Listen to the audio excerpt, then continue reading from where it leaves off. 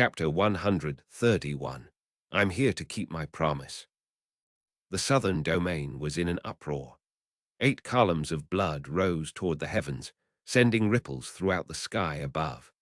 The phantasmic war chariot formed by the ancient temple of doom caused astonishment to fill the hearts of any and all who could see it.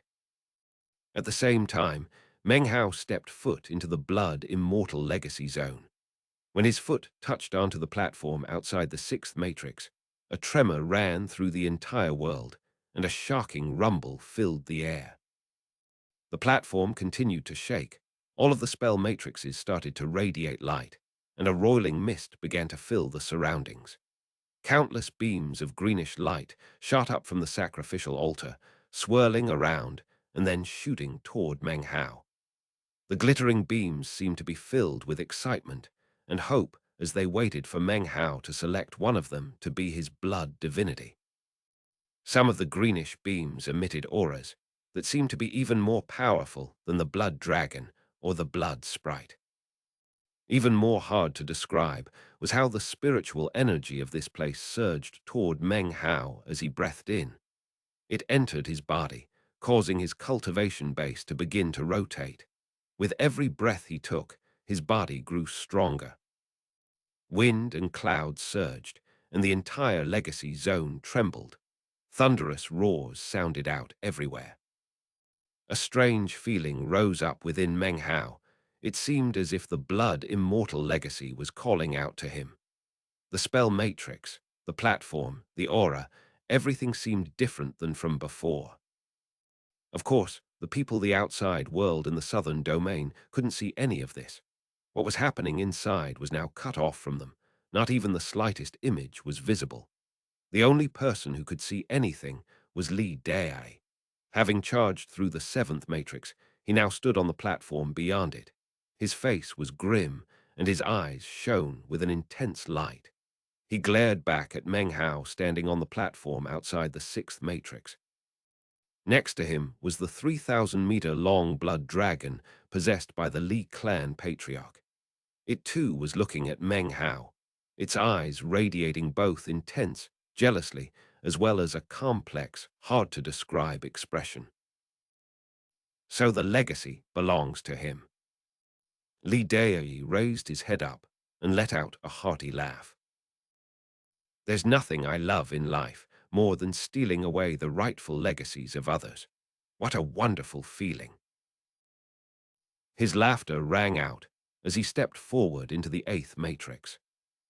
When the laughter reached Meng Hao's ears, he looked up, and a profound look of enlightenment shone from within his eyes. He looked at Li Dai with intense killing intent. He did not race in pursuit. Instead, he waved his right hand, causing all of the greenish beams of light in front of him to fall back. He did not pick any of them to be his blood divinity. I only have one blood divinity, he said to himself, his eyes radiating stubbornness. He did not enter the 7th matrix. He did something that no competitor had ever done throughout the ancient history of the Blood Immortal Legacy tournament. He turned around and walked back into the 6th matrix. I promise that I will find you and take you out of here with me, he said quietly, and then disappeared. When he reappeared, lightning filled the sky. Innumerable arms stretched out from the sludge that covered the ground. Off in the distance, the frozen, motionless form of the gigantic statue still stood next to the pitch-black form of the ancient Temple of Doom. It was the same world, but Meng Hao was not the same person. He no longer had a flawless foundation. His rapidly healing Tao pillar had propelled him into the realm of the legendary perfect foundation. As soon as he stepped forth into the 6th matrix, he flew up into the air, radiating power from within his cultivation base. He took a breath, and everything shook. Thunder and lightning crashed, and the earth trembled. Because of his perfect foundation, Meng Hao could not absorb even the slightest bit of spiritual energy in the outside world, but this place was filled with massive amounts of spiritual energy which rushed toward Meng Hao, filling him. As he breathed, Meng Hao could sense that he was like the lord of this world. Lightning and thunder crashed in the sky, and Meng Hao's long hair whipped about. He lifted his right hand and waved it downward toward the ground. As his palm descended, the sludge began to quiver. The grasping hands suddenly stopped moving, and the countless faces all looked toward Meng Hao. Their expressions were no longer hostile, but rather filled with veneration and even excitement. Suddenly, a massive crack split the earth and the sludge. It grew wider and deeper, splitting apart the hands and faces along with it. Meng Hao flew down toward it. As he approached it, the sludge crept away, not daring to come close to him, as if a deep fear of him existed within it. Meng Hao shot inside, his body flashing like lightning and radiating determination. The crack grew wider and wider, and within the space of a few breaths, Meng Hao came to a stop.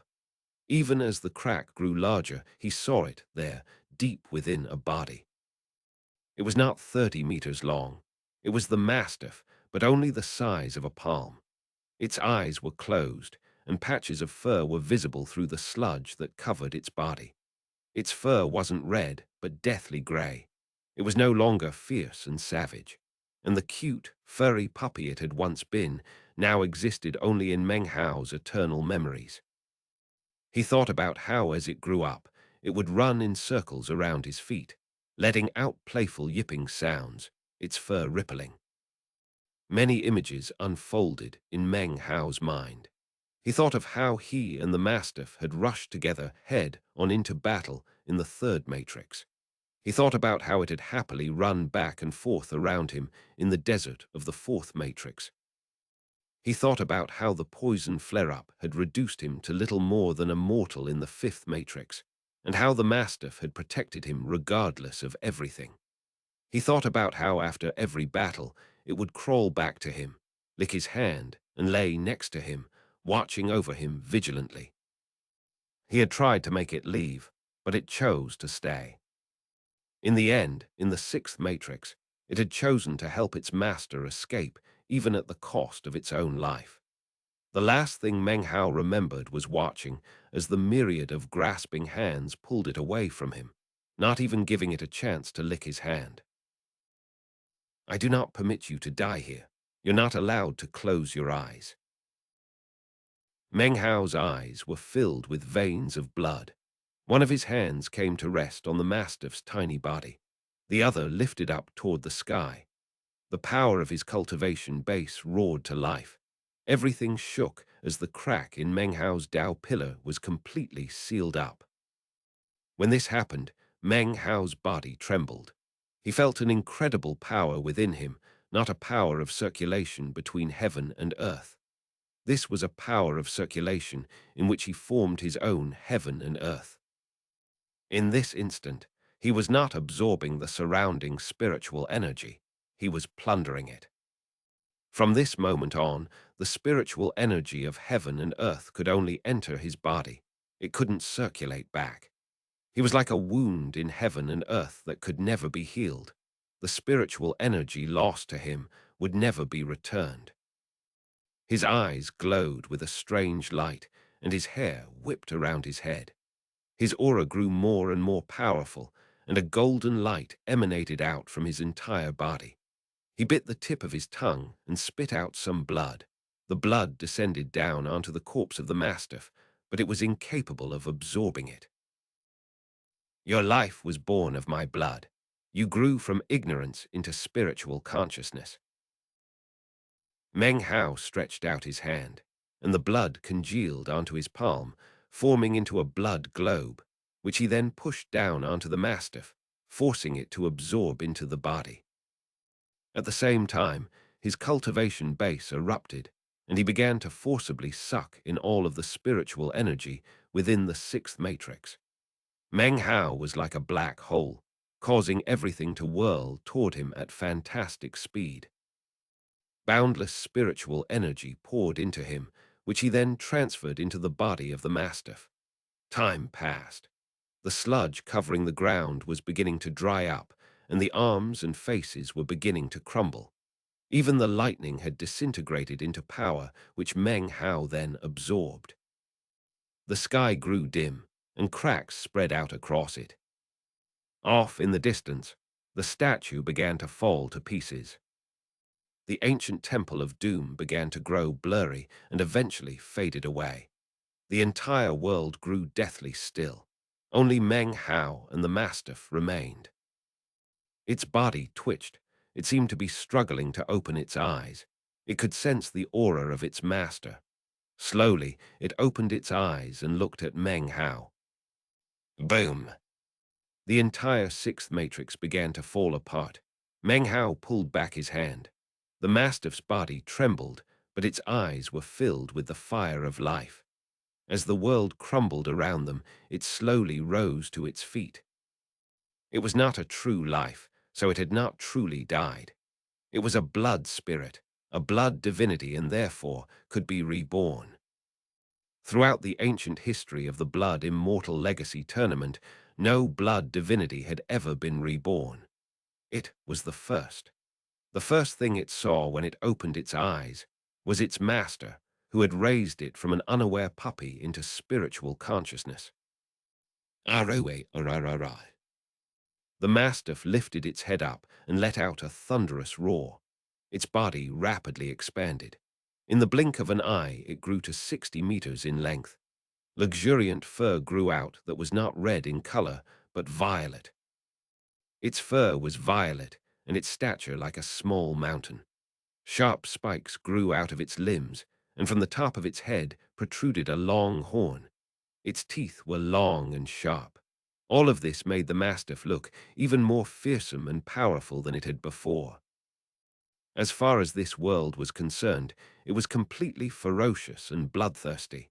It was a blood divinity, emotionless and cold. But there was one person who could make it act like it had when it was small, who could make it lick his hand, who would pet its head. There was only one person like this in existence. Chapter 132, Perfect Tao Pillar. Meng Hao emerged onto the platform, and behind him, the sixth matrix collapsed in complete destruction. If onlookers from the outside world could see this, they would be shocked. In the entire history of the Blood Immortal Legacy Tournament, never before had a spell matrix been destroyed. It didn't stop there. Not only did the sixth matrix crumble further back, the first matrix also began to tremble. With a bang, it shattered, and as it did, massive amounts of spiritual energy spread out. The spiritual energy immediately flew toward Meng Hao and the Mastiff, who both absorbed it. The boundless spiritual energy thrummed within Meng Hao.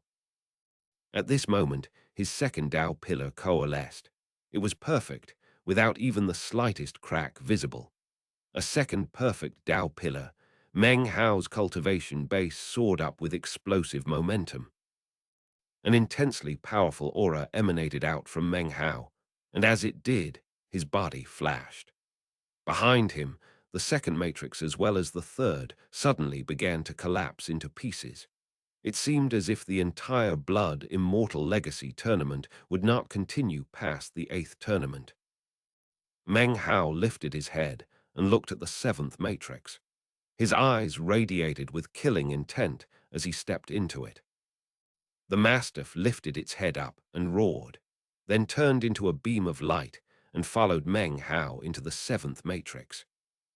Within the seventh matrix was an enormous tomb with 3 shocking, blood-red characters inscribed above it. Tomb of Heaven. As soon as Meng Hao stepped foot inside, the Tomb of Heaven began to shake. Cracks appeared on the wooden coffin inside, and the countless white bones began to disintegrate into ash. A black mist emanated from the dilapidated flag. Boom! A massive booming sound echoed out as the Tomb of Heaven exploded like an erupting volcano. The 3-sectioned flag flew up, fluttering in the air and emitting a power which instantly caused Meng Hao to look at it with narrow eyes. In an instant, it had disappeared, soaring out of the 7th matrix and flying directly toward the altar beyond the 9th matrix and the throne. The flag flew past the corpse wearing the featureless mask, transforming into 3 white hairs on the corpse's black head of hair. At the same time, the seventh matrix crumbled to pieces in front of Meng Hao's eyes. Along with its collapse, vast amounts of spiritual energy thundered toward him. This nearly indescribable force of majestic spiritual energy caused a third Tao pillar to begin to appear within Meng Hao. He moved forward to stand on the seventh matrix's pillar. Behind him, the second, third, and fourth matrixes all toppled into fragments. The way back was now gone. Only the fifth matrix remained behind him, and it too was showing signs of fragmentation. Multiple matrices had collapsed, sending out dense spiritual energy which formed a mist that covered the sky of the legacy zone. The mist began to swirl into a vortex, at the very center of which was none other than Meng Hao. From a distance, the sight was nothing more than shocking. Meng Hao sucked in the spiritual energy, as did the mastiff. The cultivation bases of both man and dog climbed upward. Meng Hao's cold eyes stared forward toward the eighth matrix.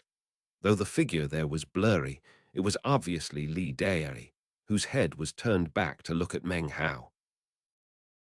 How can he destroy the matrices so quickly? Li Dai's heart trembled. He knew that Meng Hao was the destined successor of the legacy, but was still completely shocked. The blood dragon roared. These matrices have been waiting for his arrival. They're all destroying themselves to make way for him, but the blood immortal is dead. As long as you are fast enough, the legacy will be yours. A cold light shone within Li Dai's eyes, and he immediately strode forward into the ninth matrix.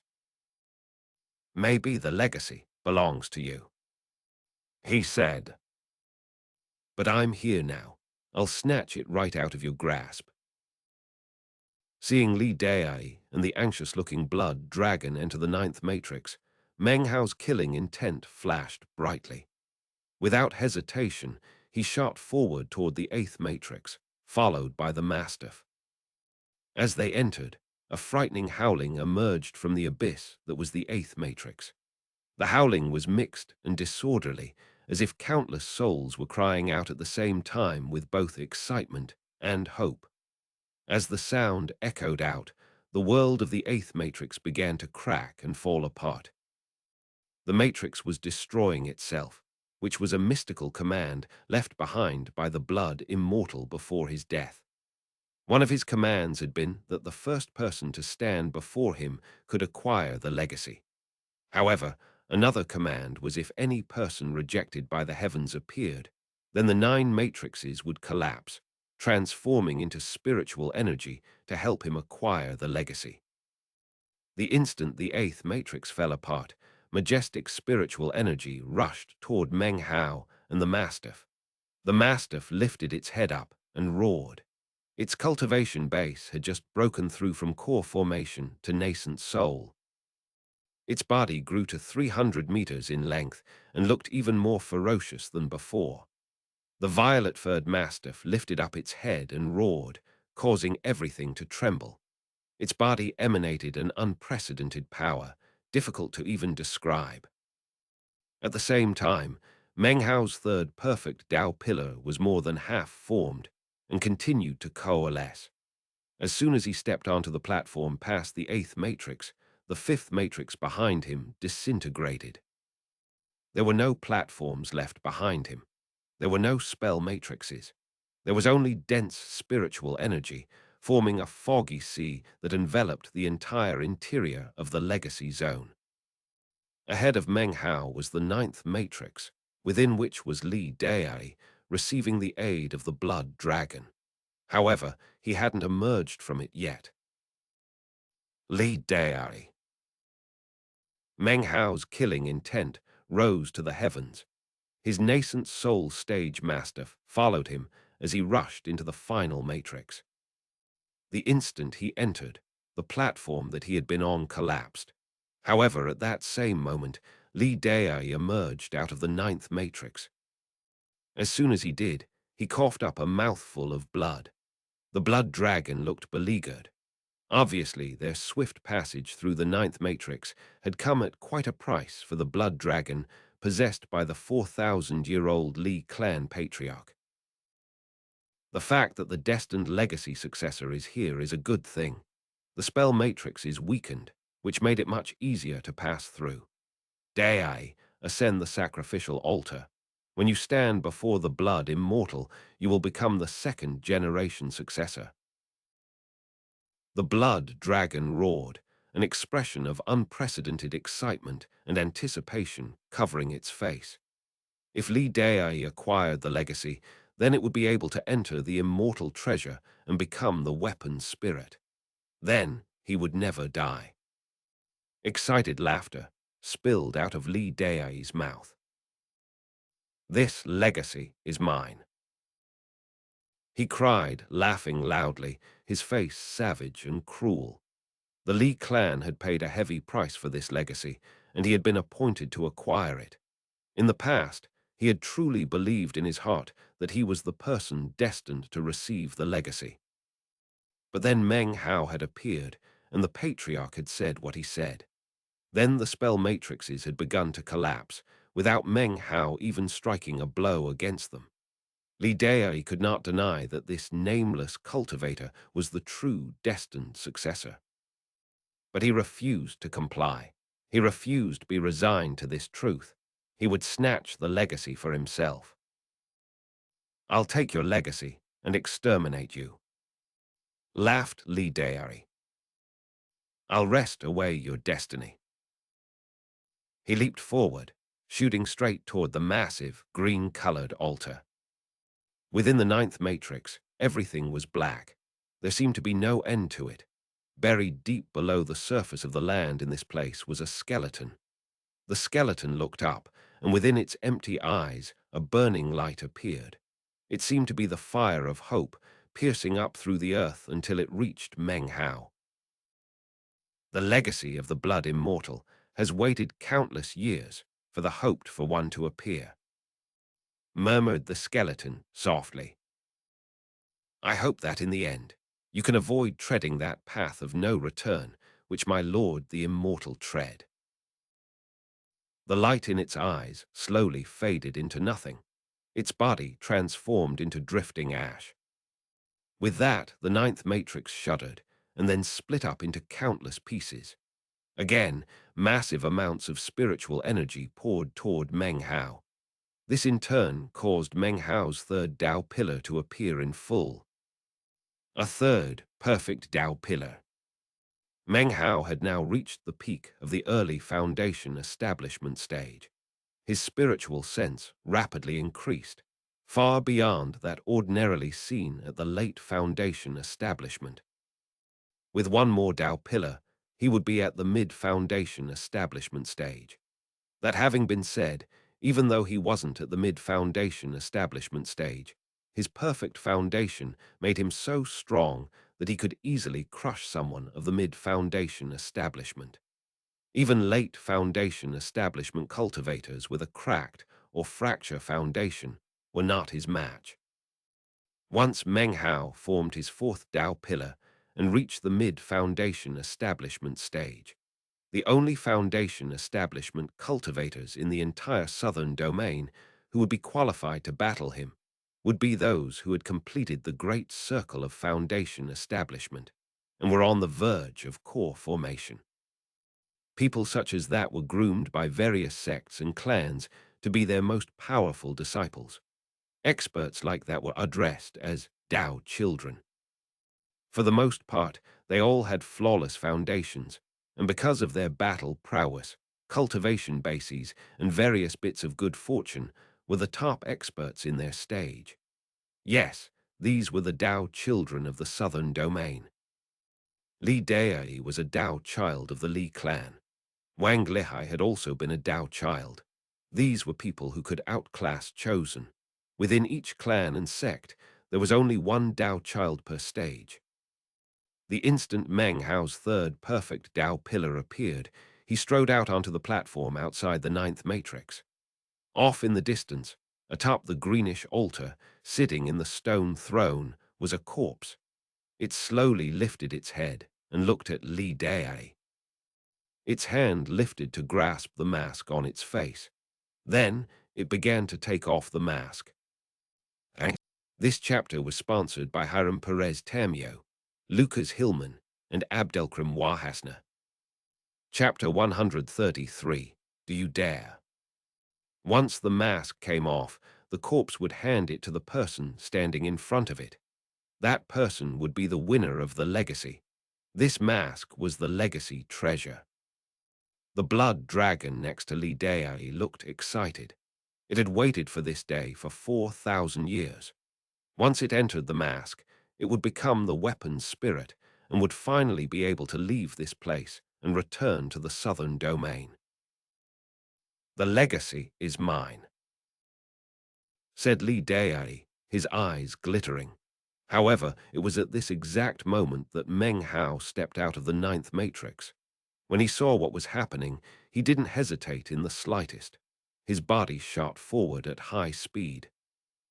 After achieving the perfect foundation and then entering this place, a strange feeling had appeared inside Meng Hao. It was as if he was the lord of this legacy zone. The feeling had grown even stronger after the destruction of the ninth matrix.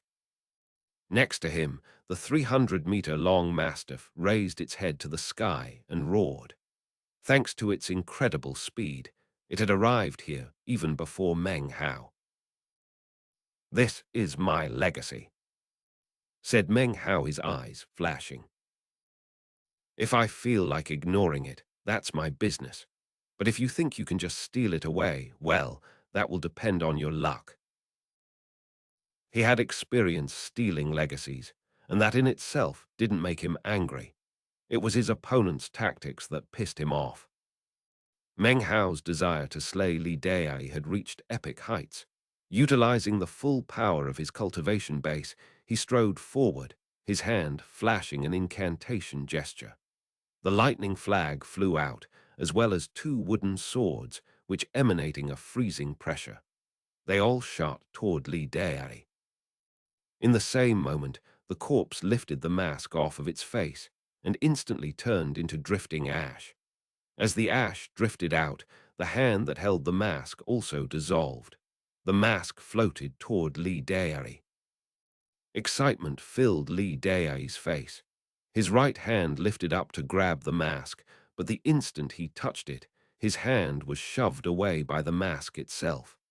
It wasn't that he couldn't take it, but rather, before he could, it required a weapon spirit. Then it would become his. The instant his hand was shoved away, the blood dragon lifted its head in a roar and then shot toward the mask. Currently, the mask had no weapon spirit. Whoever entered and took over the mask would assume that role. As soon as he slammed into the mask became like a vortex. The blood dragon was halfway into the mask when suddenly the mastiff roared.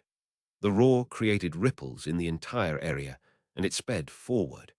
Ignoring the fact that the blood dragon was already in the process of taking over the mask, its 300-meter-long body slammed into it. The mastiff's body was sucked in as soon as it touched the surface of the mask. Its fight with the Li clan patriarch for control of the mask had begun. "You don't know your own limitations," echoed out the voice of the Li clan patriarch. "When I become the weapon spirit, I shall consume you." He had completely entered the mask, and yet so had the mastiff. A blinding red light emanated from the mask, and yet within the redness could also be seen violet. It was as if 2 brilliant colors were trying to swallow each other up. Because of this, the mask did not belong to Li Dai, and neither did it belong to Meng Hao. Which blood divinity took over the mask would determine the winner of the legacy. Furthermore, a situation in which 2 blood divinities struggled to be the weapon's spirit was something the blood immortal had never imagined could happen. This was completely unprecedented. There was one thing that was for sure. Whoever won, mastiff, or blood dragon would experience an unimaginable increase in power. At the very least, the winner would break halfway through to spirit severing.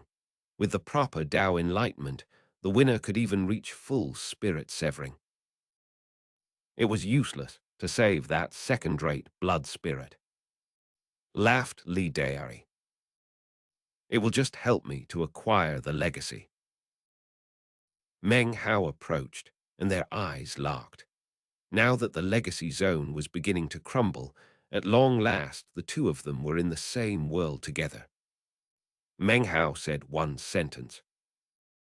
Killing you will resolve all the issues. He continued to move toward Li Dairy. That's exactly what I was going to say. Laughed Li Dairy. He lifted his right hand, and it blazed with light. In front of him appeared a shining golden war chariot which shot toward Meng Hao. Suddenly, a roaring sound filled the air, and blood leaked out of Meng Hao's mouth. He retreated backward. Li Dai's face flickered, and he also retreated, blood spilling out of his mouth. He looked at Meng Hao, and it was at this moment that the entire legacy zone began to crumble around them. Cracks appeared all over the surface of the dark green sacrificial altar. Everything began to split up. Popping sounds could be heard, and from the appearance of everything, it seemed the blood immortal would destroy itself and disappear. Anyone who didn't leave would be buried along with it. The struggle inside the mask between the Mastiff and the blood dragon seemed to be escalating. Originally, the Mastiff would never have been a match for the blood dragon, but it had been resurrected by absorbing blood from Meng Hao's perfect foundation. This had changed it into something never before seen among blood divinities. The spiritual energy in the area rushed toward the mask, being absorbed by both the Mastiff and the blood dragon. The difference was, however much the Mastiff absorbed it could use, none of it leaked out. With the blood dragon, this was not so. Amongst the two of them, although the blood dragon started out with the upper hand, after a short time had passed, it was still unable to get rid of the Mastiff. It also had no way to take control of the legacy mask. Seeing this, Li Dai's expression changed, and he retreated. He flicked his wide sleeve in an attempt to snatch the mask, but was again rebuffed violently. With no weapon spirit in control of it, no one could dare to take it away. The blood immortal had never predicted such an unusual situation. Normally speaking, one person should arrive to take the mask. The blood divinity would be able to take control of the mask within the space of a few breaths and would become the weapon spirit. Then the legacy zone would begin to collapse, and the winner could take the mask and leave. Instead, something completely unexpected had occurred, and thus a shocking life-or-death crisis had come to be. The world was crumbling around them. Down below, a huge vortex had appeared which was swallowing up everything. Nothing that entered could ever come out again. The destruction all around was creating an empty world. Up above was a glowing shield, upon which ripples were beginning to form. It would only last for so long before it too shattered. This shield was the only exit to the outside world. Entering that shield was the only way to escape destruction. No one was in control of the mask. Both parties refused to budge. The mask could not be taken out, and the world was being destroyed. When Li Dai realized what was happening, his expression twisted. Meng Hao, on the other hand, was completely calm. He moved backward for a moment, wiping away the blood from his mouth. Then he advanced forward. His three perfect Tao pillars emitted a powerful spiritual power, and as he charged ahead, his right hand flickered in an incantation sign. Instantly, a 300-meter-long flame python roared into being and shot toward Li Dai. Actually, this was no python, it was a dragon, a roaring gold dragon enveloped in scorching flame. Behind it flew a wind blade 30 meters long. Burning wind filled the area, enveloping Li Dai. Up to now in his cultivation, Meng Hao hadn't learned very much magic techniques. All of his magical techniques were from the qi condensation stage, and he had none whatsoever from the foundation establishment stage. This was one of his weaknesses, and Meng Hao was well aware of it. "We will see who is more ruthless," said Li Dai with a cruel laugh. He could clearly see that the magic being used was unconventional, but he had also already determined that it would be difficult to quickly achieve victory. The true key to victory was who would stay the longest in this collapsing world. Whoever left first without the mask would lose any qualification to be the winner of the legacy. Li Dai's face was grim. He was a Dao child of the Li clan. The title of Dao child was something he had won through pure slaughter. He was out for himself and would kill without hesitation.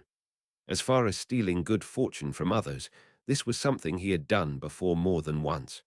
He had come from an unremarkable branch of the Li clan to become a Dao child, far above chosen. This was all because of his personality. He arrogantly believed his stubbornness to be one of his greatest assets. Suddenly, a fan appeared in his hand.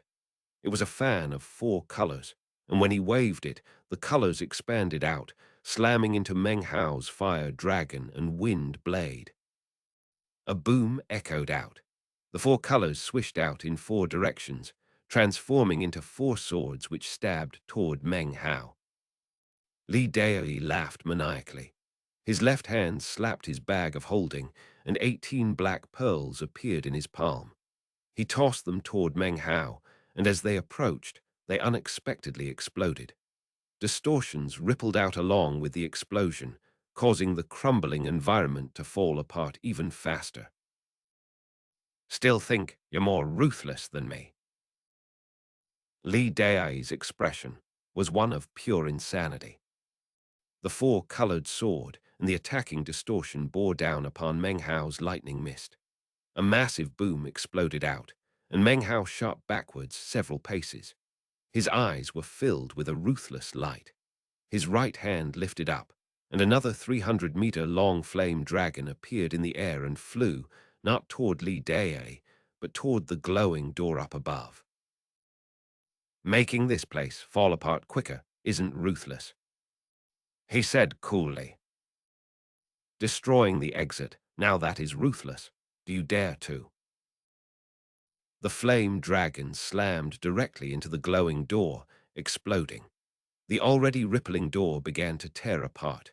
Massive parts of it crumbled into nothing.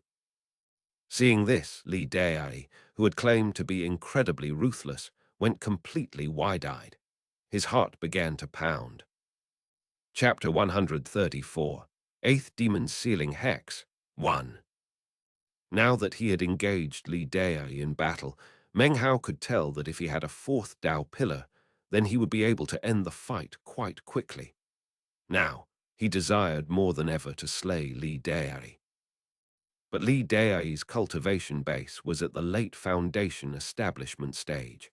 Furthermore, he was a Li clan Dao child.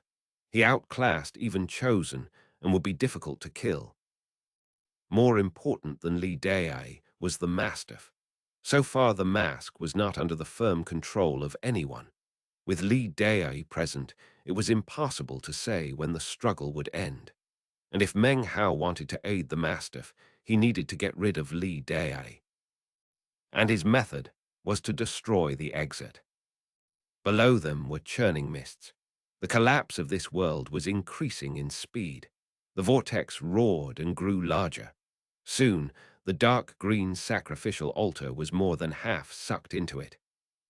Meng Hao moved backward, flicking his sleeve. The lightning mist sprang up around him and then shot toward the rapidly collapsing door. Li Dai's expression flickered.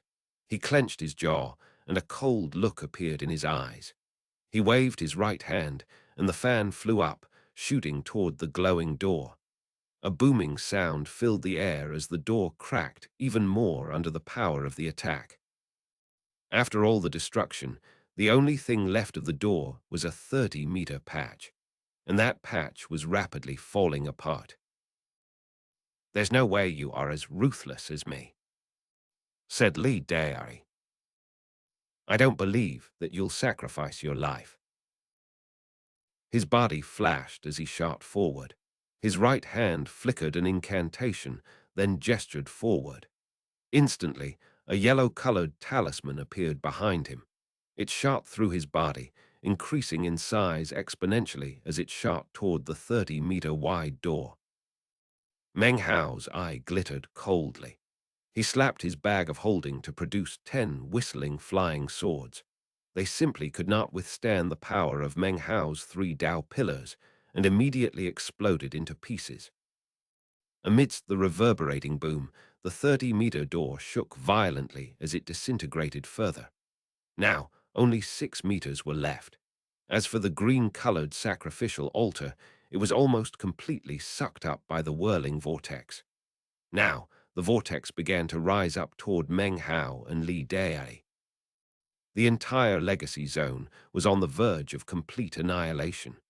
Cracks appeared on every surface, and an incredible, deafening roar filled the air. Above them, the only exit was now growing smaller and smaller. At the moment, there was only 3 meters left, and yet Meng Hao slapped his bag of holding again. 10 flying swords flew out. Li Dai's face fell. If the swords exploded onto the door, now less than a meter wide, would completely collapse. Li Dai suddenly thought that Meng Hao had really given up any hope of living and was resigned to staying in this place forever. But then Meng Hao flicked his wide sleeve, and he flew up into the midst of the swords. This made it seem as though he had given up on the idea of staying and would leave. But as he left, he would destroy the door. Then, even if Li Dai acquired the legacy of the blood immortal, then he would have no way to leave. A conflicted look appeared in Li Dai's eyes. If Meng Hao did that, then getting the legacy would be pointless. He was about to do something to block Meng Hao, but then he realized that anything he did would most likely send out ripples that would cause the weakened door to break apart. If I leave, the legacy. He didn't want to be buried in this place. He was a Dao child of the Li clan. He had limitless prospects in the future. Losing out on the legacy of the blood immortal wouldn't really change anything. But dying here. Compared to my life, the legacy doesn't count for anything.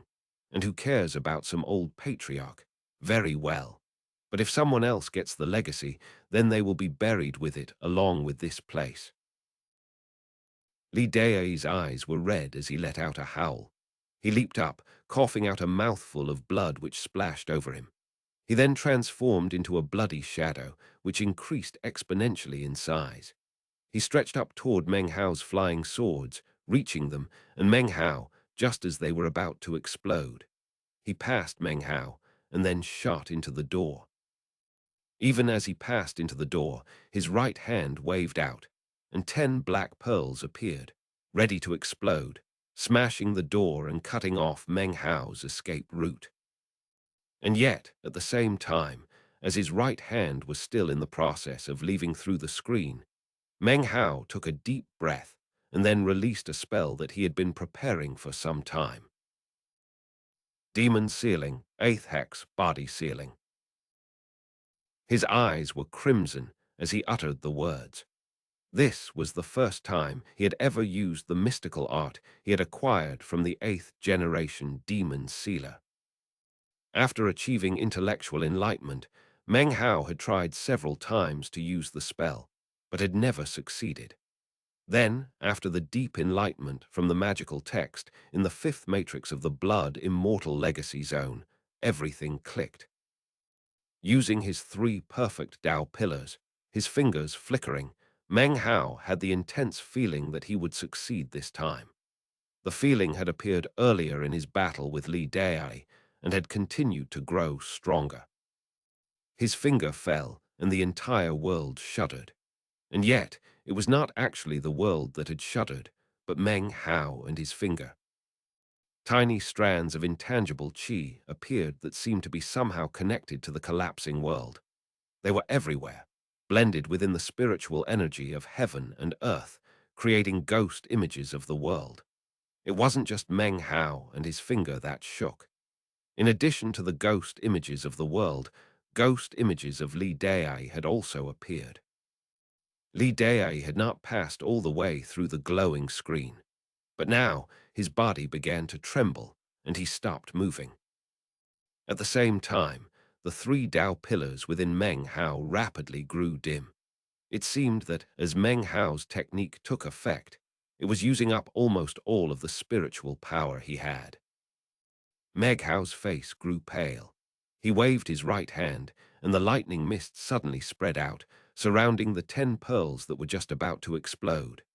At the same time, the two wooden swords flew out, heading directly toward Li Dai. As for the other flying swords, they lost their spiritual power, and then exploded, sending ripples out in all directions. A moment passed, and Li Dai was beginning to recover. However, everything had happened so quickly, he was still just staring in shock. His body was already outside, but before he had a chance to do anything else, he let out a blood-curdling howl. He hadn't pulled his right arm through in time. In the blink of an eye, Meng Hao's wooden sword slashed it off. Within the legacy zone, Meng Hao's face was pale, and he coughed up blood. Everything around him was disintegrating and being sucked into the vortex. The lightning mist made a groaning rumble. It had successfully blocked the exploding attack of the 10 pearls, but the glowing door rippled nonetheless, shrinking down to less than 2 meters in diameter. Soon the lightning mist was so thin it seemed as if it might fade away. Even the sparks of electricity were nearly undetectable. Meng Hao saw Li Dai escape, minus his arm, and sighed inwardly. Then he turned and rushed over to the half-violet, half-red mask, inside of which the two blood divinities were attempting to consume each other. At first, the red glow seemed to be winning out, but the instant Li Dai left, it suddenly became weak.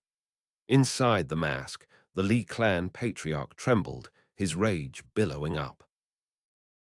Li Dai! He roared furiously. In the past, he had been a cultivator, but now he was incarnated as a blood divinity. As such, he had no choice but to follow the only true rule of the ruleless legacy zone. The winner of the legacy must have a blood divinity. Similarly, a blood divinity must belong to a legacy competitor.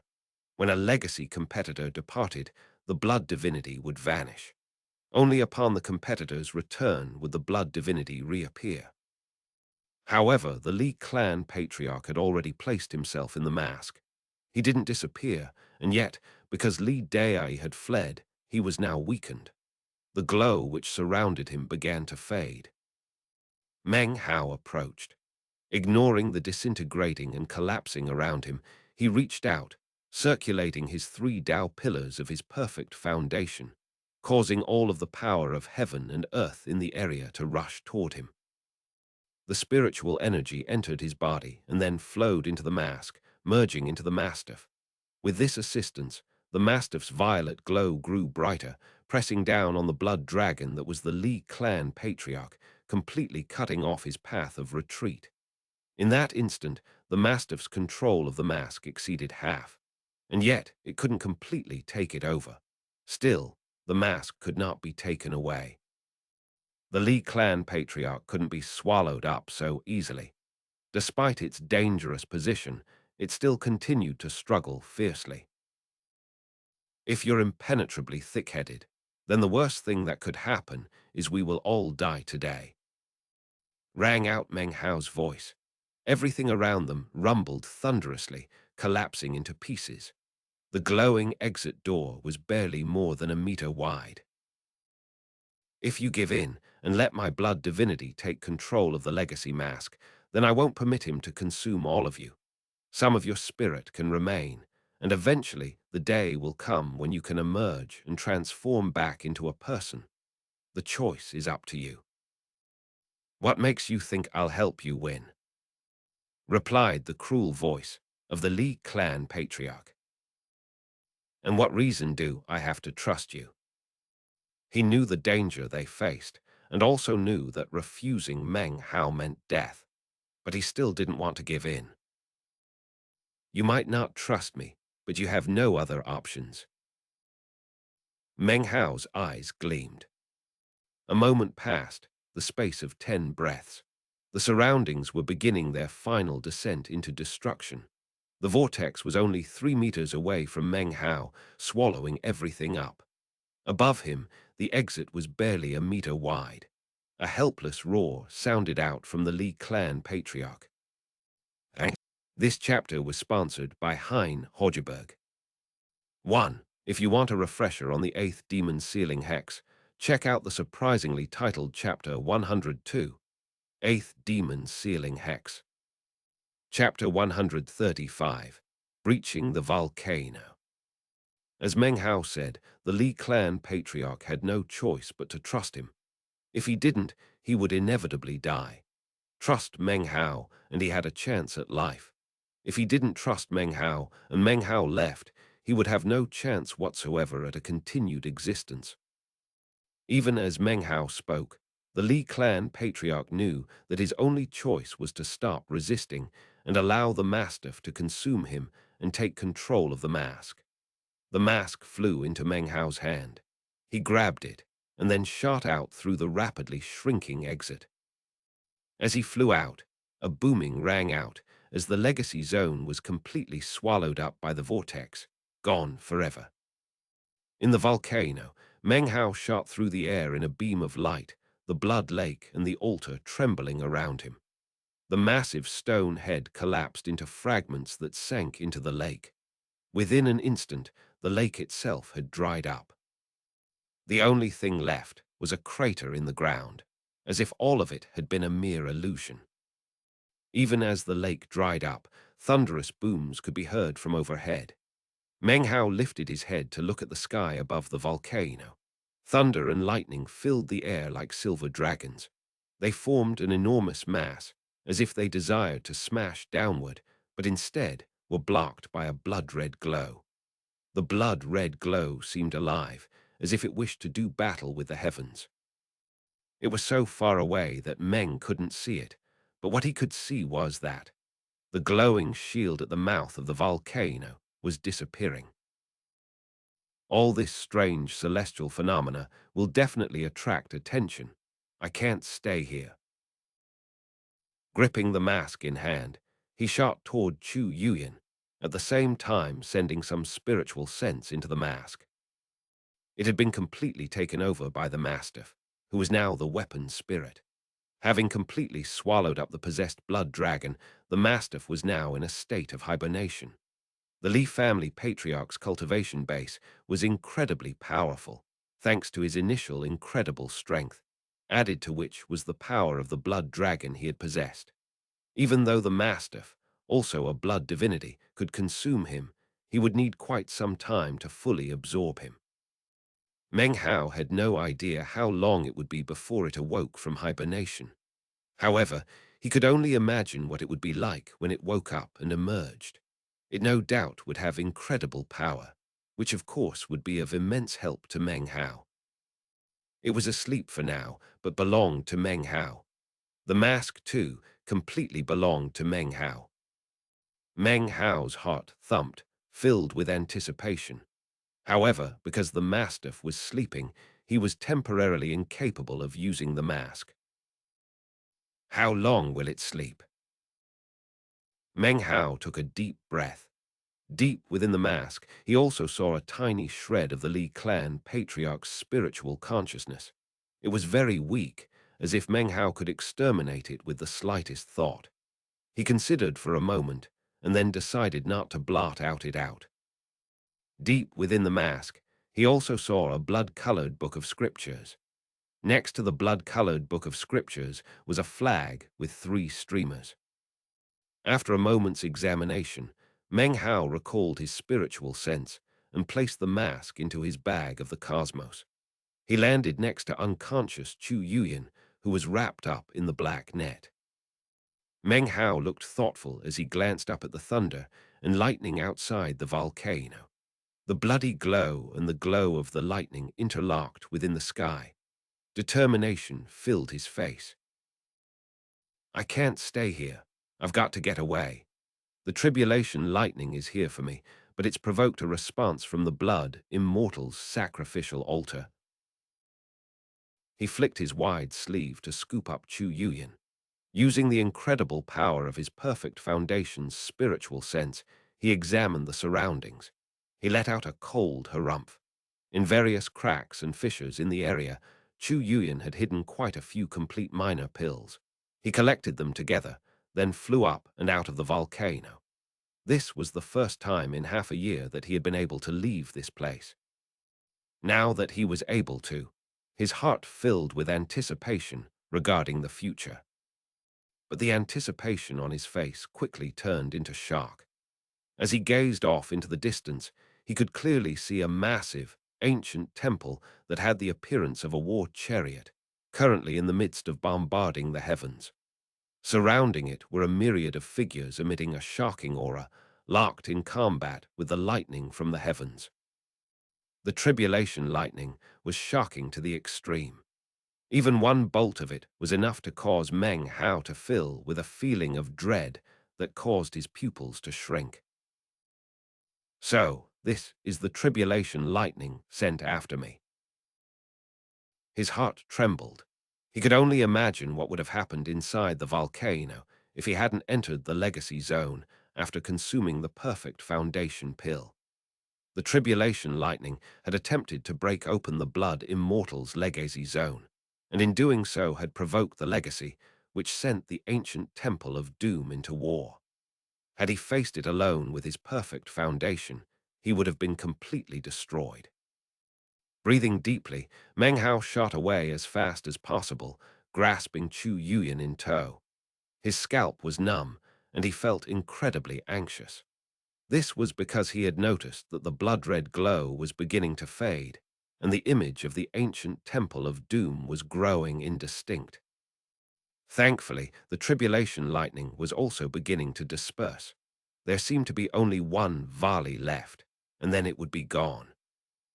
Actually, to flee to the world outside the volcano wasn't really the best choice, but Meng Hao had no choice but to do so and flee as quickly as possible.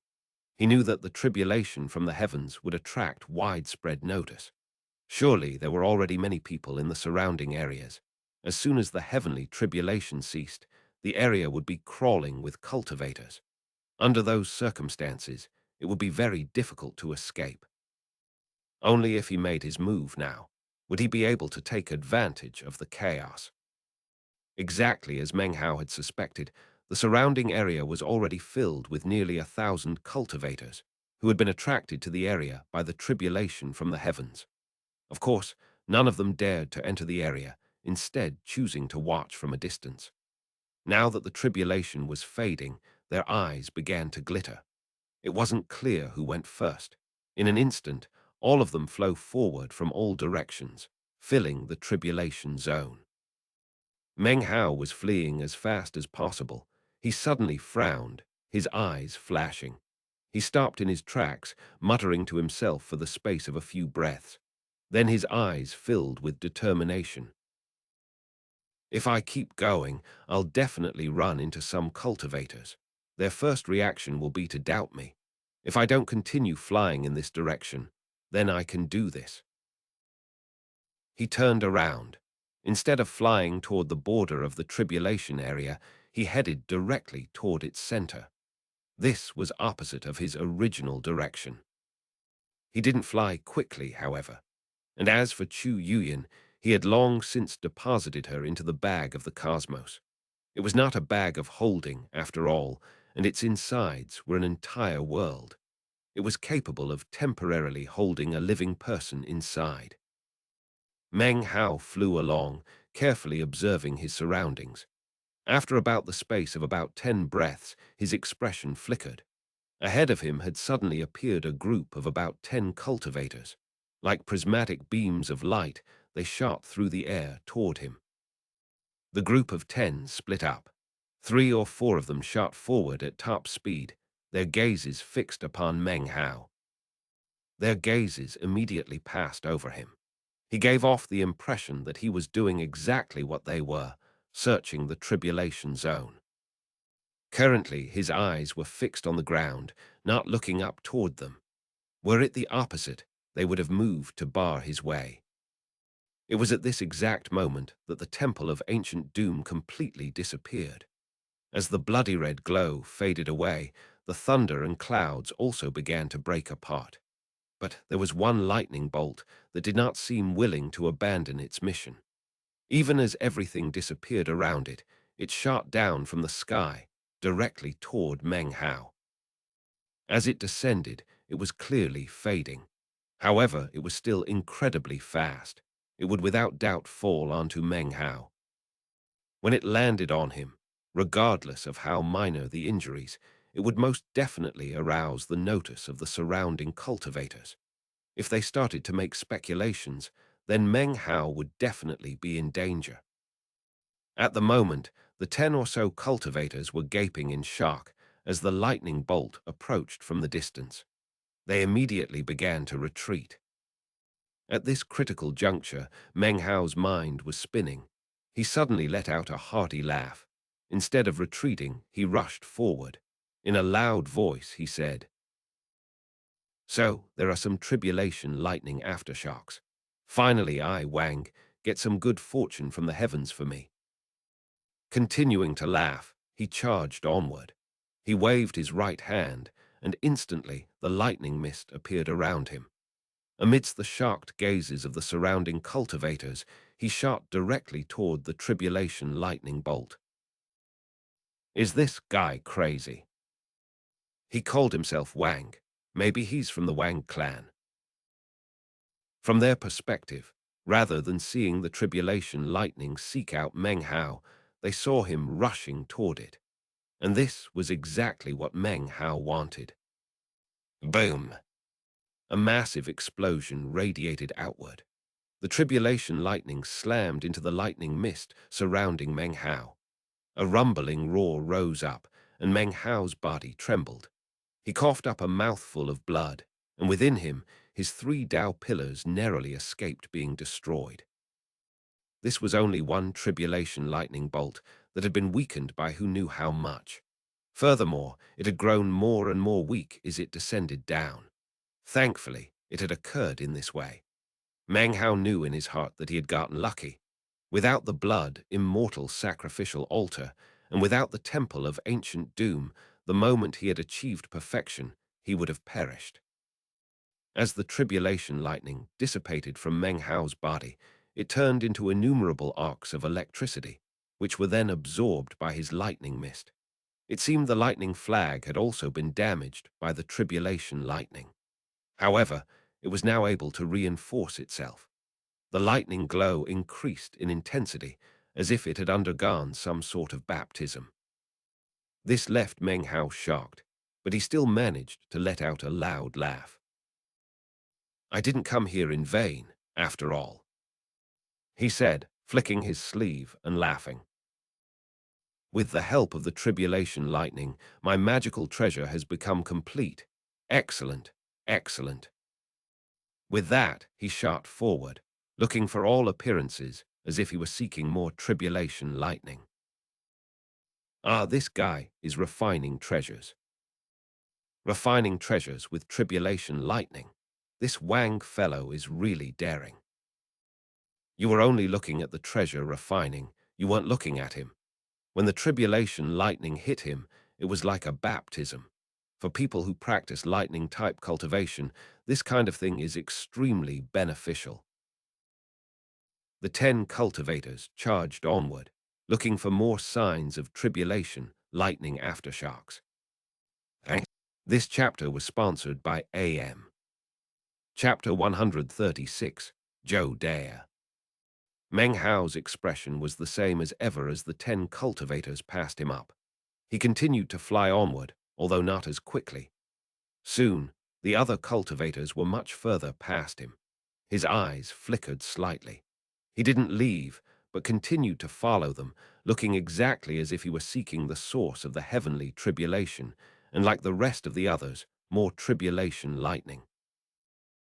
"Why did that heavenly tribulation come?" said Meng Hao in the same tone as the others. He looked very thoughtful as he asked, "What is there about this place that provoked it?" "Good question. I've never seen heavenly tribulation like that before. Don't tell me there was a person here transcending tribulation.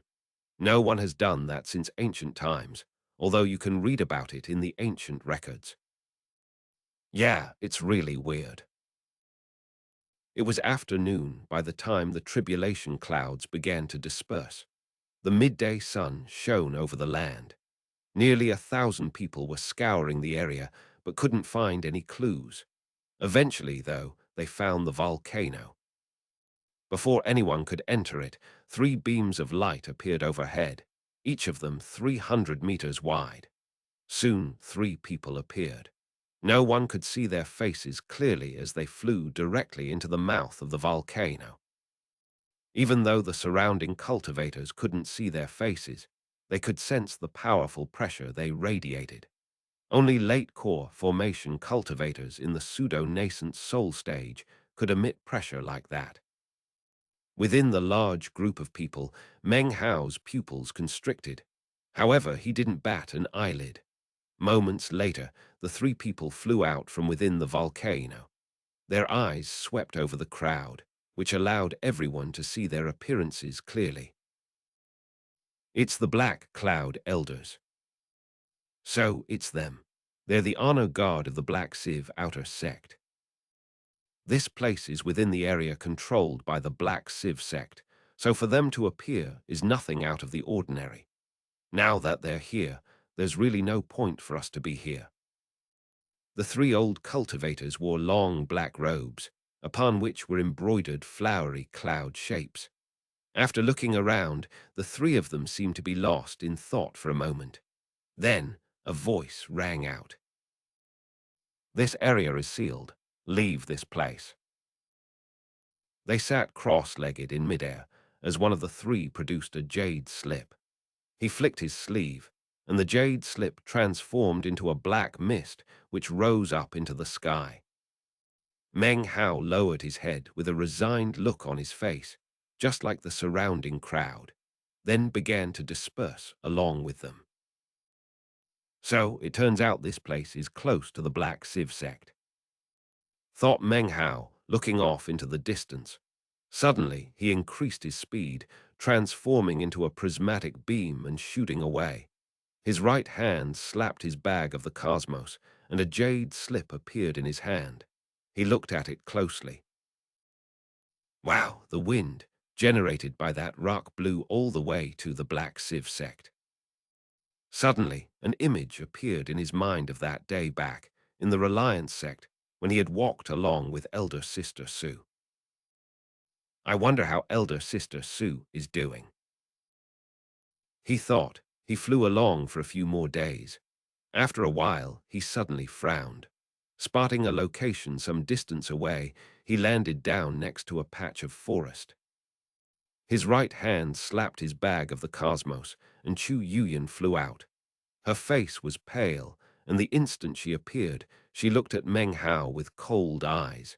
She didn't say a word. His face calm, Meng Hao knelt down and ran his hands across her body. Of course, it was impossible not to feel the litheness of her figure. Her eyes widened, and fury covered her face. "What are you doing?" she cried.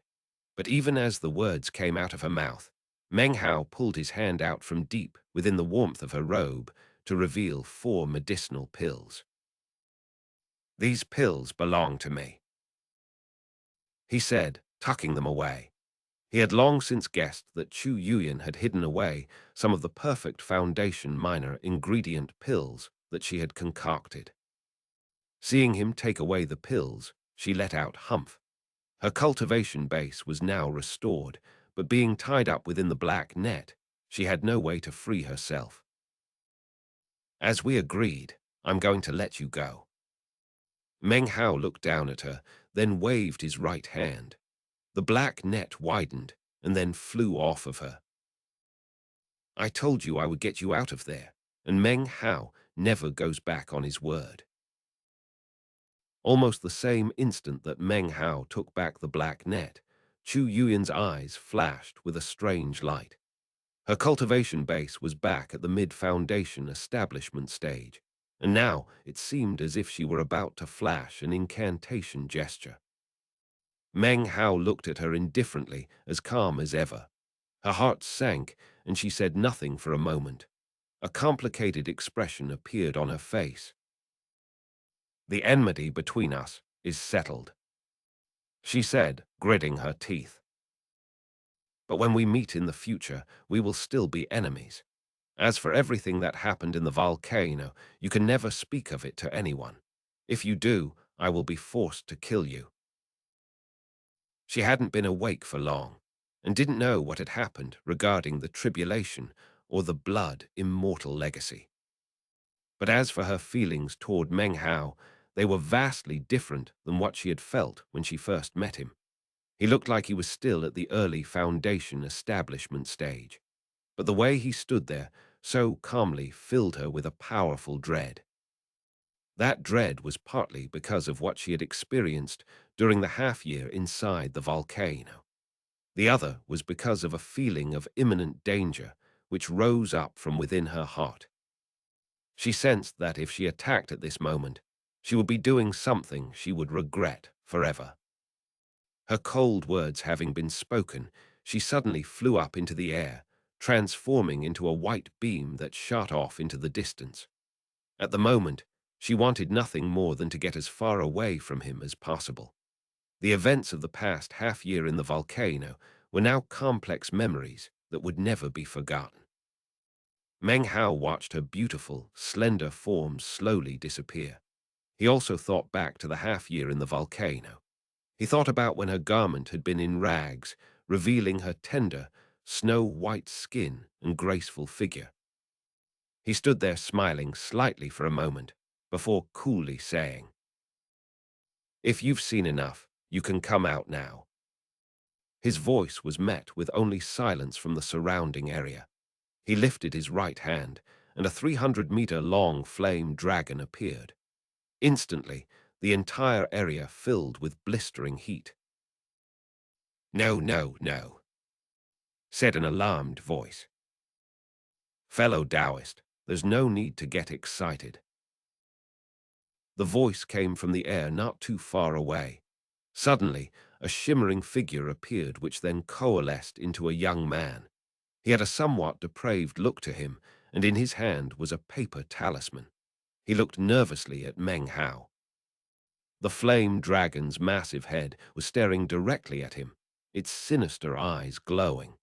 It seemed to be covering his every path of escape as it approached. His expression as normal as ever, Meng Hao said. "His Excellency has been following me for a while. I'm curious as to his objective." His eyes flashed coldly, causing deep anxiety to well up in the heart of the depraved-looking cultivator. His cultivation base was at the early foundation establishment stage, but facing up against Meng Hao, he felt an incredible pressure bearing down on him.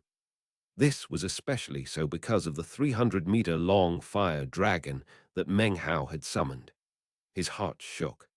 From what he could tell, this fire dragon seemed to have the power of a cultivation base of the late foundation establishment stage. The fire dragon's appearance had basically locked down the entire area, forcing him to reveal himself. "Senior, I am Joe Dare from the Golden Frost sect," he said, his face pale. He quickly held out his identification medallion for Meng Hao to see. "Fellow Taoist, please, please do not attack. I have no ill intentions. I just happened to see the flag you used to absorb the tribulation lightning. I was very excited and followed you to see if I could have a chance to trade for it." Having followed Meng Hao this entire time, of course he'd seen Chu Yuyan. He recognized her, obviously, and was shocked. He knew that Chu Yuyan was a chosen of the Violet Fate sect, and also Wang Tengfei's beloved and fiancée. And yet, he had just observed her wearing men's clothing, which obviously belonged to the young man who now stood in front of him. Seeing the complicated look in her eyes, and having heard what she said to Meng Hao, Joe Dare, of course, had experienced countless speculations in his heart as to what was going on. In fact, he had come to the conclusion that he must have just witnessed some form of adultery. This, in turn, caused him to feel quite nervous. However, it also caused him to feel extremely excited. It's adultery, he thought. Two adulterers. If the little patriarch knew about this, he would be really happy. In fact, he might even give me some kind of reward. The Golden Frost sect, said Meng Hao, gazing coldly at the depraved-looking cultivator. He frowned. Do you know Lei Fugui? Lei Fugui, said Joe Dare, looking surprised. Ah, you mean little patriarch. Of course I know him. Everyone in the Golden Frost sect knows the little patriarch. From the expression Meng Hao saw when he looked into his eyes, it didn't seem as if he was lying. Meng Hao felt a tug at his heart. How could Fatty have become a little patriarch? He thought to himself. After a moment, his eyes fell to the paper talisman that Joe Dare held in hand. Joe Dare's heart flip-flopped. He hated to part with the talisman, but he forced himself to hand it over. Fellow Taoist, please don't take offense. I, Joe Dare, acted crudely today. Please accept my invisibility talisman as a token of apology for my indiscretion. Meng Hao eyed the invisibility talisman, sweeping it over with his spiritual sense. Seeing nothing out of the ordinary about it, he accepted it. The Golden Frost sect is based in the state of frigid snow, said Meng Hao coolly, his eyes narrow. What brings you to this area? The Black Civ sect didn't participate in the Blood Immortal Legacy tournament. He replied carefully. Therefore, the sect dispatched orders to myself and a few others to come here and investigate. Actually, we weren't the only ones. There are people from various other sects in the area as well. Not long after I arrived, I saw the tribulation lightning. He seemed to be especially emphasizing that he was not alone here in the Black Civ sect region. Did your investigation produce any results? Asked Meng Hao placidly. This type of thing is easy to investigate. Recently, the Black Civ sect has been distributing a lot of treasures to attract rogue cultivators of the Foundation establishment stage. After thinking about it for a while, I really think something is wrong with the whole situation. Meng Hao's facial expression didn't change. He looked at Joe Dare for a moment, then without another word, flicked his sleeve and disappeared in a beam of light. As his figure disappeared over the horizon, Joe Dare's heart began to relax. He wiped the sweat from his brow. Standing in front of Meng Hao, he had felt incredible pressure bearing down on him and had been careful to exercise extreme caution. Now he was extremely happy, and his eyes shone brightly. Adultery. That guy and Chu Yuyan committed adultery. She was even wearing his clothes. Ha! I have to get back as soon as possible to tell little patriarch about it. This news is going to make him super happy. Back in the sect, Joe Dare was somewhat of a gossip and loved to spread news. Having come across what he believed to be an excellent rumor, he immediately flew up into the air, heading back toward the sect's established rendezvous point. Chapter 137, 10th Patriarch of the Wang Clan. A few days earlier. The Southern Domain, the state of cloudy skies. This nation existed in the center of the Southern Domain. It encompassed a huge territory, vastly larger than the state of Zhao. Even in the Southern Domain, nations like this could be counted on one hand. Within the state of cloudy skies, there were no sects whatsoever. It was one of those uncommon nations that didn't have sects. Instead, in this nation, there was a clan. This clan was named Wang, and this nation was also named Wang. Male members of the Wang clan, who were mortal, and could not practice cultivation became part of the royal family of the state of cloudy skies. Those who could practice cultivation entered the Wang ancestral mansion. As for cultivators without the surname Wang, they formed auxiliary branches of the Wang clan. It had been this way for generation after generation. After Meng Hao consumed the perfect foundation pill and emerged from the blood immortal legacy zone, a sound could be heard. This sound came from the 10th mountain amongst the 3,000 forbidden mountains within the state of cloudy skies. It was the sound of breathing. The 3,000 forbidden mountains of the Wang clan were not connected. They were dispersed throughout the state of cloudy skies. Underneath each mountain was a wooden coffin.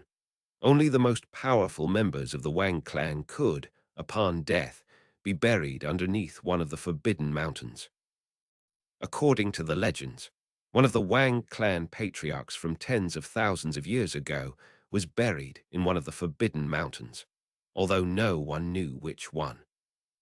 There were many deep secrets within the Wang clan, many of which the 5 great sects only had general information about. Clues could be found in the ancient records, but the Wang clan secrets were just endless, and their history too deep. According to the legends, they came from the stars. Right now, within the 10th mountain, was a world of crimson light, the glow of blood and of fire. Here was a boiling sea that it seemed could never be extinguished within 10,000 years. Deep within the recesses of this volcano was a red coffin.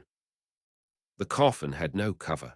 Resting inside was an old man.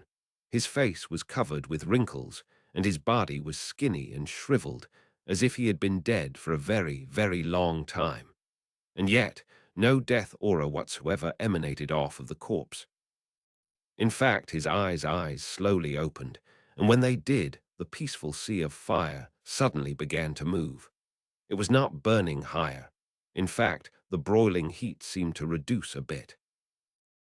"I feel a perfect aura," murmured the old man. His voice was extremely hoarse, as if he hadn't spoken for a very long time. When he did speak, the entire 10th mountain began to rumble. This rumbling immediately drew the attention of the elder members of the Wang clan. Multiple figures suddenly emerged from within the Wang ancestral mansion. These old clan members' faces were filled with excitement. Based on their understanding, within the 10th mountain was one of their patriarchs. "Perfection," said the person inside the coffin, his eyes flashing with a mysterious light. When his eyes flashed, the roaring of the 10th mountain grew more intense. The group that had come from the Wang ancestral mansion all saluted respectfully. "Prepare 3,000 rebirth stones," said the old man in the coffin, his voice echoing out of the 10th mountain. "The time has come for me to reincarnate." When they heard this, the group of old clan members' faces grew even more excited. At the peak of the Tao-seeking stage, I sealed my cultivation base.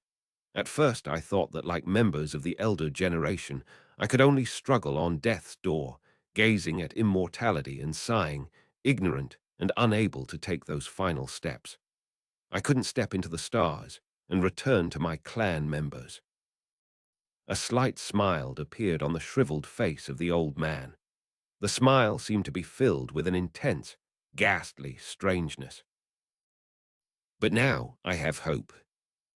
His smile grew wider, and his eyes shone even more powerfully. The legendary founder of the Wang clan passed down a truth of the Tao from generation to generation. He was born mediocre, but one year he was able to wrest away someone's foundation establishment and thus tread the path of a powerful expert. Then he became a legend. Now a perfect foundation has appeared. I too shall tread the path of the legendary founder. I shall wrest away perfection and then take the next step, immortal ascension. Except this person's cultivation base is too weak. It's not sufficient to sustain my immortal ascension. I must wait a bit longer, just wait a bit, wait. Within the coffin, the old man's smile grew more vigorous. Then, after a while, he closed his eyes. The sea of fire within the 10th mountain once again dared to rekindle its inextinguishable flames. Several days later, underneath a seemingly endless, cloudless sky, a bright greenish beam of light shot through the air. This was Meng Hao slicing through the sky. As for Zhou Daya, Meng Hao had known all along that the young man was following him, but let him go anyway. Of course, there were some things that he shouldn't have heard, which Meng Hao prevented him from hearing. In any case, he was connected to Fatty somehow, so he'd let him go. It took a lot of spirit stones to concoct the perfect foundation pill. I still have some left, but not many. Meng Hao frowned, examining his bag of the cosmos and letting out a sigh. Before I entered the cultivation world, I was running low on silver. After I became a chi condensation cultivator, I was always running low on spirit stones. Now I've reached foundation establishment, but I'm still running low on spirit stones. His brow furrowed as his longing for spirit stones was once again kindled. Now that his cultivation practice had reached this level, his need for spirit stones was even greater. And then there's the poison of the three-colored resurrection lily. If I can't dispel it, it's going to be a real problem. His frown deepened. Furthermore, he muttered to himself, even though I'm much more powerful now that I have a perfect foundation, I'm cut off from heaven and earth. I have no way to absorb spiritual energy. The only way to get it is by consuming pills. I can't keep doing that forever. But he had been prepared for that. Given a second chance, he would definitely choose to consume the perfect foundation pill. You win some, you lose some. It's fair. Meng Hao lifted his head. Smacking the bag of the cosmos, he retrieved the blood-colored mask. A warm feeling filled his heart. Despite my current situation, at least I acquired the blood immortal legacy. Now I just have to wait for the Mastiff to wake up. Then everything will be a bit better. His eyes shone with anticipation. He cast his spiritual sense deep into the blood-colored mask. He could sense the Mastiff's slumbering form. Though he had no idea when it might awaken, he could sense a powerful pressure emanating from it, a pressure which was continuing to grow more powerful. And then there's this flag. Meng Hao's eyes flashed. His spiritual sense fell onto the dilapidated flag of 3 streamers. His spiritual sense entered it, only to find that it was like an ocean. Compared to it, Meng Hao's spiritual sense was incredibly small. He had no way whatsoever to do anything with it. However, he was able to sense an incredibly might within it, like that of the heavens. It seemed mighty enough to lay waste to heaven and earth. My cultivation base isn't sufficient. Even though this treasure is somewhat broken down, it was still inside the Blood Immortal's legacy zone. It must be extremely valuable. When my cultivation base is strong enough, I'll be able to use it, and I'm sure it will be powerful enough to shock the heavens. Palpitating with anticipation, he withdrew his spiritual sense. It was then that he caught sight of the character written on the 3rd streamer, Jai Chinese letter. Why does it have the character Jai on it? Is it a family name? He thought about it for a bit, then focused his attention on the scroll of the Blood Immortal Legacy. The instant he looked at it, he felt as if his head were about to be split in half. To the average person, this pain would be excruciating and difficult to bear. But to Meng Hao, it was nothing compared to the anguish he suffered during his poison flare-ups. His expression flickered somewhat, but as he focused on the splitting pain in his head, he caught sight of a special technique. Spirit devouring scripture. Meng Hao's heart trembled as the 3 blood-colored characters appeared in front of him and branded themselves indelibly onto his mind. Meng Hao's head began to thrum as it was filled with an ancient voice. It was impossible to say whether the voice was male or female. If you cultivate according to my scripture, you can wrest control of spirit and blood and fuse them into your body. Refine them into a body of blood, spirit of blood, a blood immortal, a blood Tao. There are countless cultivation methods in heaven and earth. The bloodline of my legacy stretches back to the powerful first founder. The bloodline contains his will and can be passed on to tens of thousands of generations. When the bloodline is awakened in the descendants, they shall possess latent talent. My technique can be used to wrest away latent talent and then sense the almighty will of the founder. Refine the body, make the latent talent yours. Some have even tried to bring the ghost of the founder into the world to destroy immortals and devils. Practicing cultivation according to the technique of my legacy is an insult to the heavens. But fear not ghosts and divinities. Overturn the vault of the heavens with the flip of a hand. Lower your head to cause heaven and earth to mourn. Slowly a scripture came to be branded onto Meng Hao's mind.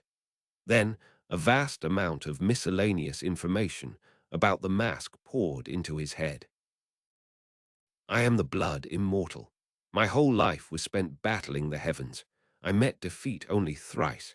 I wrested spirits away from heaven and earth. Because I desired to wrest away the bloodline of Jai, the heavens shunned me and longed for my destruction. My body could be destroyed, but not my will. I was not willing to give in because of 3 defeats. Therefore, I created 3 techniques: the blood finger, the blood palm, and the blood death world. Descendants of the legacy of my Tao, do not forget that you must wrest away the bloodline of Jai. Make the Tao of heaven weep and the earth mourn. Remember the techniques of the blood immortal, the 9 killing magics. Remember the day your Tao is achieved. Put on my mask and hoist the flag of 3 streamers. Defy the ancients, topple the heavens. Without a face, a single word, the flames of war unify. Sundered clouds, a bloody rain, seas that fill the sky.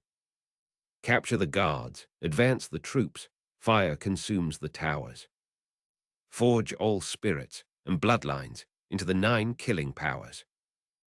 Meng Hao's body trembled and he opened his eyes. He was still flying through the sky above a vast empty space and barren mountains. His eyes continued to swim and his mind echoed with the archaic voice. Wrest away bloodline, achieve success. The strength of the bloodline is up to the glory of the founder. Wrested latent talent of the bloodline can be refined into a body of blood, a body refined outside the body. No one person can hold the power of an entire bloodline. The blood of 3 generations is required to refine even a minor blood clone. If 6 generations of bloodlines are congealed, then a magnificent blood spirit can be achieved. If 9 generations of blood, then the great circle of the blood spirit can be completed. The ancestors determine the strength of a bloodline. The stronger the past generations, the stronger the blood spirit. Thus it becomes death. 9 bloodlines, 9 experts. They become the 9 deaths, 9 deaths fused into one. This is the blood Tao. Meng Hao panted, his mouth dry. At the moment, he was no longer flying. He had landed onto a barren mountain where he now sat cross-legged, feeling the spirit devouring scripture pulsing through his head. This was the complete scripture, the full legacy. But within the legacy was something that filled Meng Hao with the reek of blood. He sat in thought for a long time before his eyes began to shine. Without a face, a single word, the flames of war unify. Sundered clouds, a bloody rain, seas that fill the sky. Capture the guards, advance the troops, fire consumes the towers. Forge all spirits and bloodlines into the 9 killing powers. There are 4 magics within. Meng Hao was thoughtful for a while before looking down at the mask in his hand. The mask was completely featureless, with no eyes, nose, ears, or mouth. As he looked at it, his hand began to grow warm and his eyes shined. It seemed as if he were about to put the mask onto his face. As the mask neared his face, it grew warmer and began to squirm. A bloody aura emanated from it. Just as Meng Hao was about to place it on his face, the copper mirror within his bag of holding suddenly let out a sharp sound that was like the call of a bird. The bird call entered Meng Hao's mind, and his heart trembled. The light in his eyes suddenly became clear, and he suddenly put the mask down. His eyes filled with a hard look.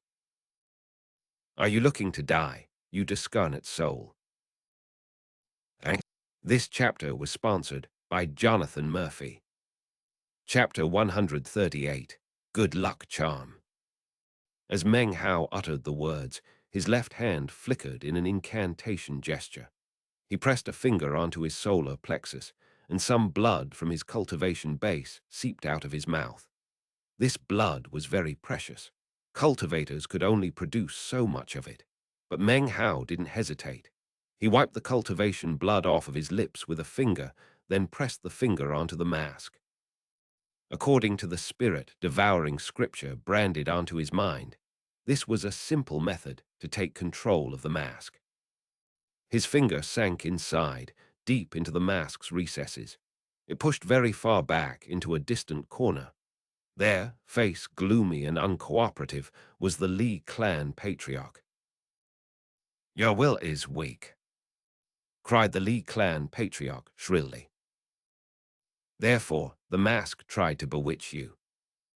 Meng Hao's finger paused before the Li clan patriarch. His eyes were cold, and he said nothing. After a moment, he pushed down, causing the Li clan patriarch to let out a shrill, depressed groan. His body grew dim as he was pressed down. It seemed as he might fade away.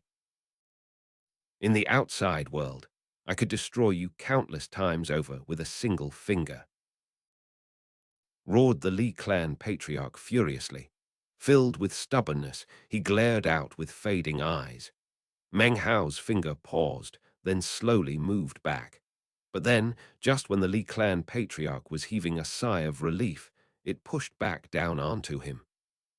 Another miserable cry rang out, not depressed, but anguished. The Li clan patriarch's body wasn't just growing dim, it was now draining blood qi. He looked incredibly dismal. However, he continued to hold his head up and glare at Meng Hao's finger. "Was I bewitched by the mask itself, or were you secretly guiding it?" asked Meng Hao coolly. "We're both well aware of what happened. These two-finger attacks are punishment, and the repercussions have not disappeared. If it happens again, then I, Meng Hao, will be forced to break our agreement and obliterate you from existence." He pulled his finger back. The Li clan patriarch might look strong-willed on the surface, but was actually very perturbed on the inside. Fear lingered in his heart because of Meng Hao's ruthless tactics. Just now, he really had taken advantage of Meng Hao's period of enlightenment regarding the spirit-devouring scripture. He had secretly used some special methods to influence the mask and try to get Meng Hao to wear it. Just when he thought he had succeeded, Meng Hao had come to his senses. "This discarnate soul is very strange," said Meng Hao, glancing at the mask. "It's not because of the blood divinity. There must be some other reason."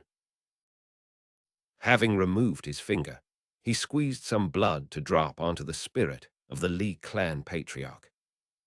As the blood descended, it turned into a blood mist, which then enveloped the Li clan patriarch. Miserable screams echoed out. Meng Hao's expression was as usual. He pulled back his spiritual sense, allowing the Li clan patriarch to continuously wail inside the mask. A part of the legacy Meng Hao had acquired was a warning from the blood immortal. Now he knew that he should not put the mask on casually. If he did, he might lose himself. The blood immortal hadn't even explained the origin of the mask, and it seemed to have countless changes within it. However, wearing it had many advantages. Many of the techniques and magic of the blood immortal legacy could only be used while wearing the mask. For example, the four great magics. However, without a core foundation cultivation base, the mask could not be worn under any circumstances. That having been said, the techniques created by the blood immortal after his three defeats, the finger, the palm, and the death world, did not require the use of the mask. Instead, they had been branded onto Meng Hao's mind. Even though I'm the winner of the legacy, I couldn't control the power of the mask just now. And yes, that discarnate soul could. The Mastiff clearly took over the mask and became the weapon spirit. So how could the discarnate soul have done it? Meng Hao's expression didn't change, but this issue was certainly weighing on his heart. It was one of the reasons why he hadn't simply slain the Li clan patriarch. Putting the mask back into his bag of the cosmos, Meng Hao sat silently in thought. He looked around carefully, then took out the copper mirror. Holding it in his hands, he examined it carefully. If it weren't for the noise from the mirror just now, Meng Hao most certainly would have put on the mask. He wasn't sure what would have resulted, but considering the warning of the blood immortal, he couldn't help but feel a bit of fear in his heart. The sound just now was just like the call of a bird. He looked at the copper mirror for a while and even sent his spiritual sense into it. But nothing happened, so after some time passed, he put it back. Then he lifted up the good luck charm he had acquired from Patriarch Reliance. He had studied it in the past to no avail, but this time, as he held it in his hand, he rotated his cultivation base and sent some spiritual energy into. Suddenly, his eyes gleamed. So it does have a function. I wonder how elder sister Sue is doing nowadays. I haven't seen her for so many years. I wonder if she'll remember me. An image coalesced in Meng Hao's mind of Su Qing's cold demeanor as she talked about the cosmetic enhancement pill. A warm look appeared on his face. It's been so many years. Meng Hao slowly raised his head and looked off into the distance. A long time passed before he rose to his feet and flew off of the barren mountain, heading off into the distance. Half a month later, a walled city within the Black Civ sect territory, a bustling city of cultivators. A young man sat in an inn, dressed in long, black scholar's robes. He sipped from a cup of alcohol he held in his hand. Occasionally, he would lift his head to look out the window toward the city center and the towering black pagoda there that rose up into the sky. This young man's skin was a bit dark, but his demeanor was scholarly and refined. He had delicately chiseled features that, coupled with his scholar's clothes, truly gave him the air of a mortal intellectual. He had a simple but elegant gait, with bright eyes that were filled with intelligence. His lips were pursed in a way that seemed to indicate he was not easy to approach. This was none other than Meng Hao. He had arrived in this place a few days ago to confirm the widely spread rumors regarding the Black Civ sect. He wanted to go see Su Qing, but obviously couldn't just directly go looking for her. Instead, he figured he would take advantage of the gathering of rogue Foundation establishment cultivators called by the Black Civ sect. He wasn't sure exactly when the gathering was to take place, but he decided to come ahead to gather some information before making any final decision. I never imagined that there would actually be a tower of Tang here. He muttered to himself, his eyes sweeping over the black pagoda off in the distance. 1. Before, he had assumed that towers of Tang only existed in the cities of mortal. But here one was, right in this city of cultivators. He looked quietly at the Tower of Tang for a while, then put down his cup of alcohol. In his hand appeared an ancient piece of jade, covered with cracks. It wasn't the demon's sealing jade, but rather the good luck charm Meng Hao had taken from Patriarch Reliance. He had studied it several times in the past, but hadn't been able to determine its use. After establishing a perfect foundation, however, he had been able to reach some conclusions based on various clues. This good luck charm can actually shift a person's location. It's like a random teleporter. Unfortunately, it's covered with cracks and can only be used a few times. He turned the good luck charm over and over in his fingers. By casting his spiritual sense into, he could sense it emanating its teleportation ability. There is no set teleportation destination. In other words, once used, the good luck charm could send me anywhere. I can't just test it out randomly. He glanced over the good luck charm again, then put it away. Considering his experience with the rock, he didn't want to be taken anywhere beyond his control. Who knew what terrible situation he might find himself in? As he sat in thought, more and more cultivators began to fill up the inn. This place only sold one type of alcohol, brewed from bamboo. It didn't burn in the mouth, but upon sliding down the throat, it let off a burning heat. Once in the stomach, it burned even hotter, causing the whole body to heat up. Such a feeling is hard to describe. If you liked such a feeling, then you would end up loving it. If you didn't like it, you wouldn't be willing to drink a drop.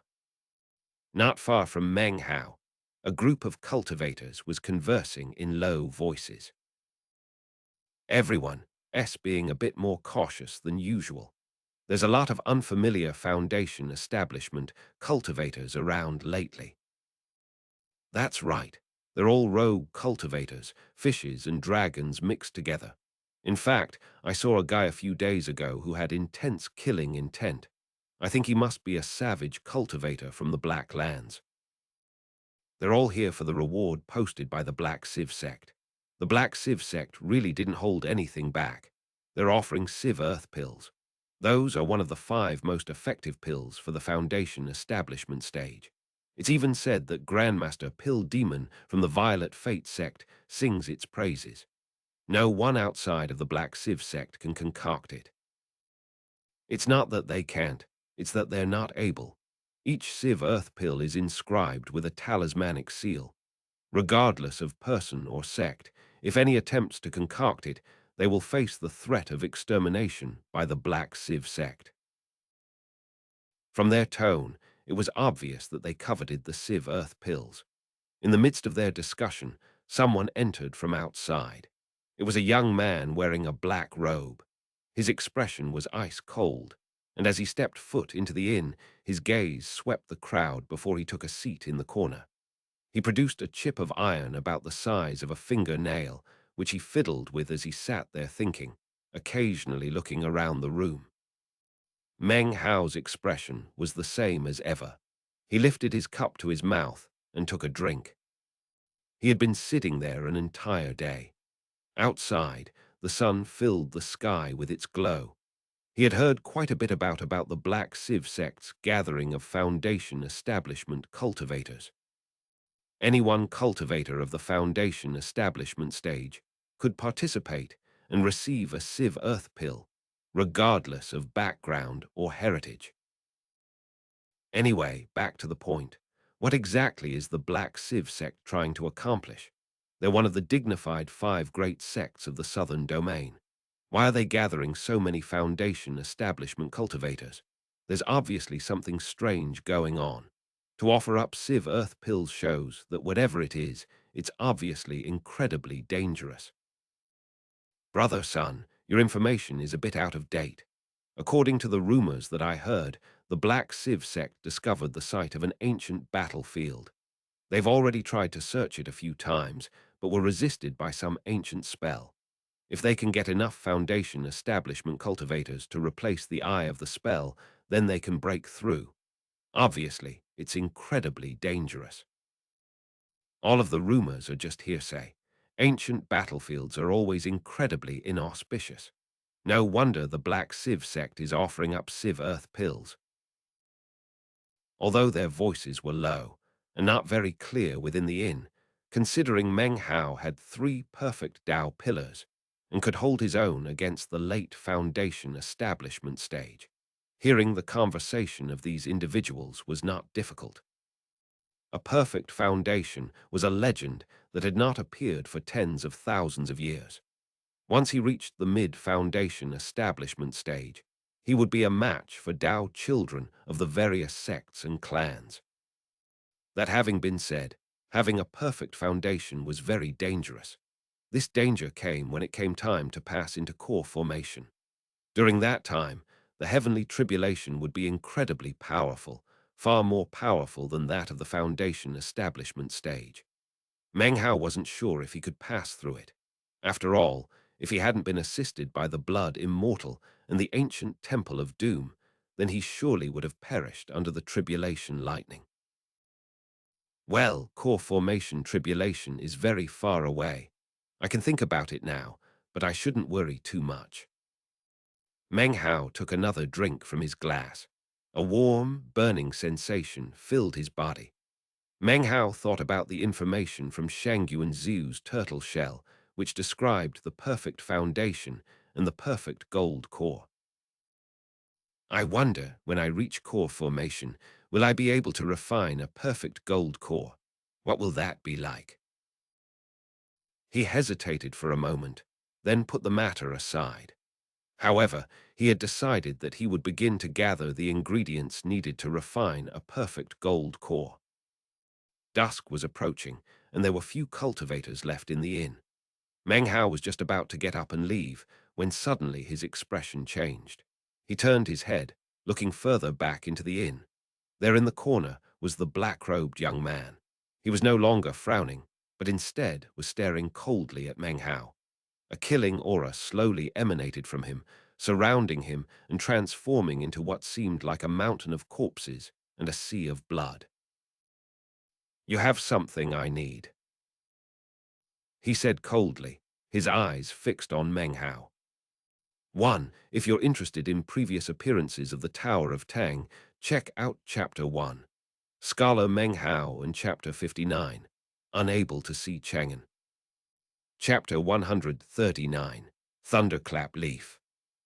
As his cold voice rang out, the black-robed young man stood up. He strode forward to stand in front of Meng Hao's table. He stared at him coldly for a moment, then sat down.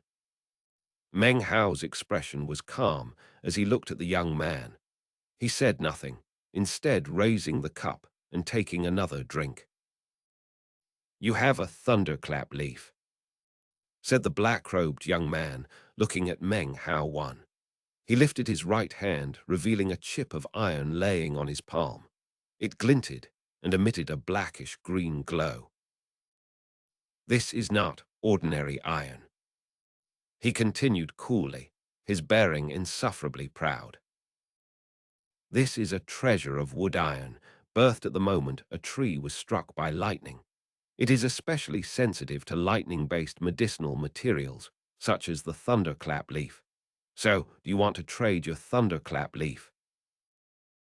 He placed the chip of iron onto the table.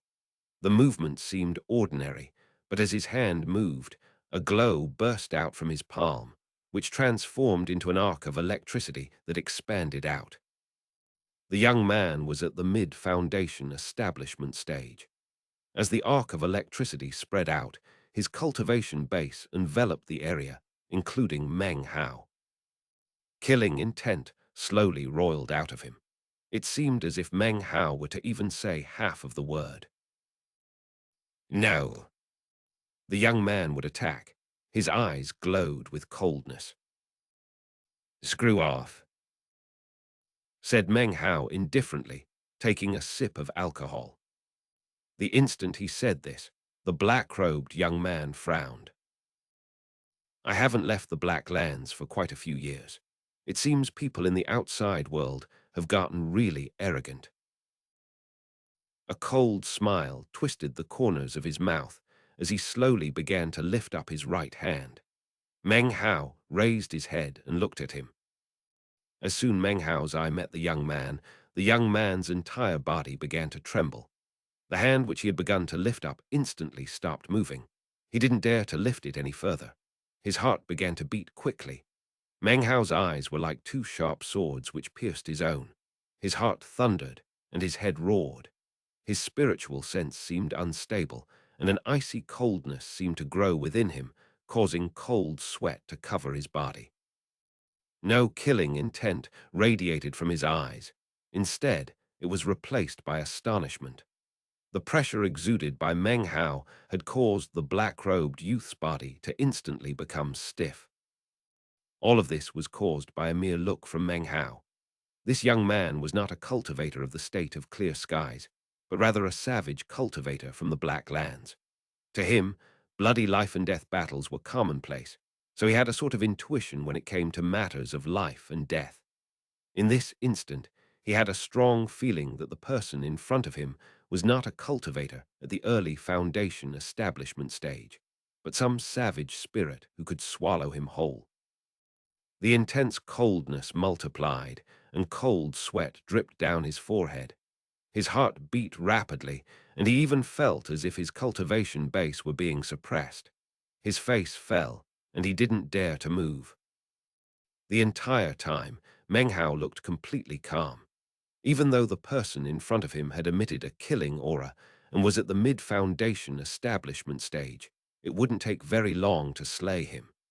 Meng Hao put down his cup of alcohol. The final glance at the black-robed youth one last time, he rose, flicking his sleeve and leaving the inn. As he left, the black-robed young man's eyes suddenly flickered. He turned to look at Meng Hao's departing figure, his heart still fluttering with fear. A moment ago, he had been completely and utterly suppressed. It was not battle magic that had done it, but pure spiritual sense. What kind of cultivation base does this guy actually have?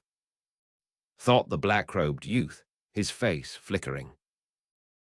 It looks like early foundation establishment, but his spiritual sense exceeds mine exponentially. And although I couldn't sense any killing intent, as soon as he looked at me, my mind began to tremble. As Meng Hao disappeared into the distance, he suddenly stood up and began to walk after him. "Fellow Taoist, please wait," he blurted. "Senior, I am Lu Tao. Please, fellow Taoist, hear me out." He hastened forward, nearing Meng Hao. His attitude was completely different than from before.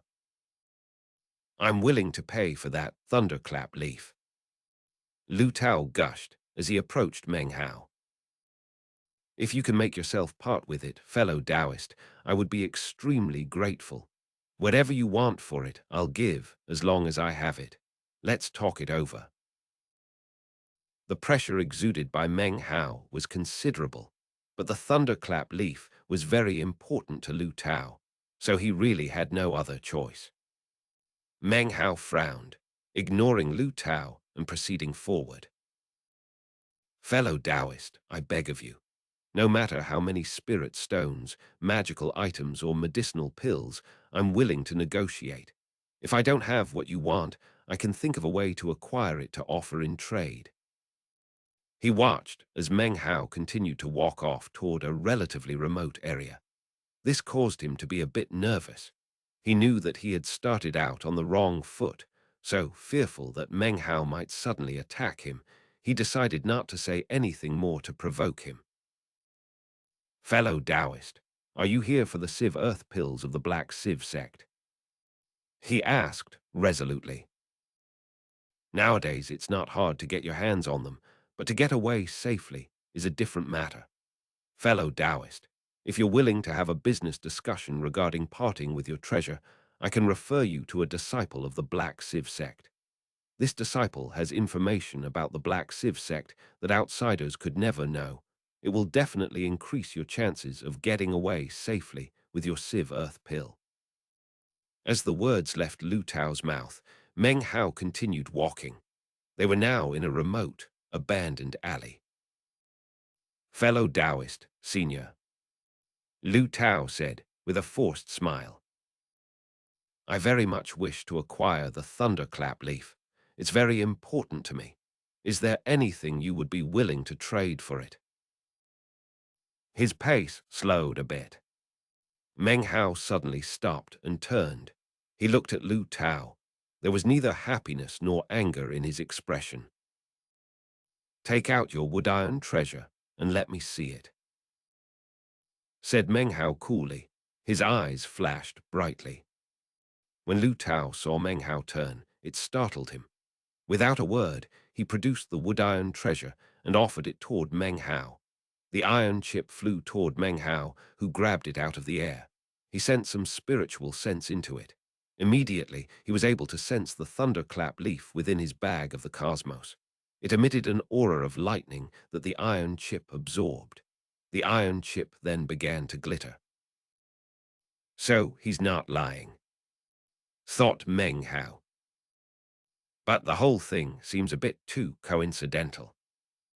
He now knew that Lu Tao had used the iron chip to track him down because of the thunderclap leaf. But given his cautious personality, he still had some doubts. I do happen to have a thunderclap leaf.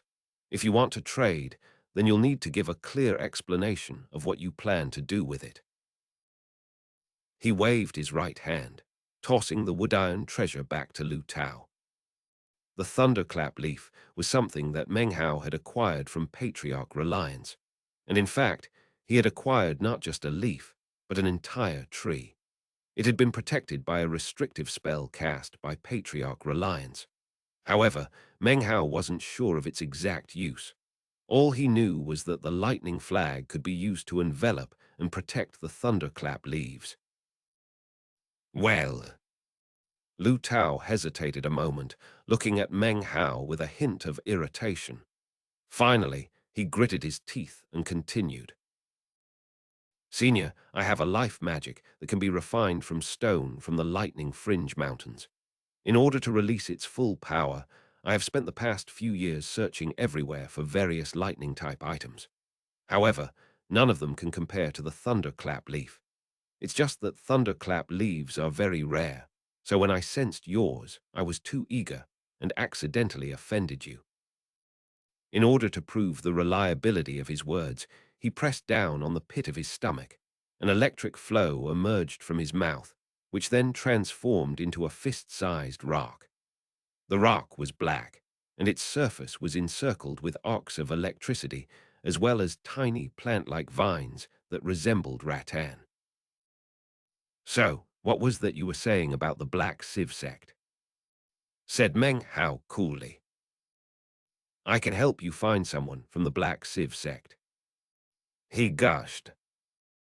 They don't usually interact with strangers. If you pay this person a little bit, you can find out the reason why the Black Civ sect has arranged the gathering of cultivators. Fellow Taoist, if you're willing to trade me your thunderclap leaf, then I can take you to a secret meeting with me tonight. There will be about 7 or 8 other fellow Taoists there, along with a prestigious member of the senior generation to act as host. Not only can you trade magical items, you can also trade information. One of the people there is a Black Civ, inner sect disciple. Fellow Taoist, please believe me. Nowadays, the state of clear skies has a bunch of dragons and snakes all jumbled together. There's good people and bad people all over the place.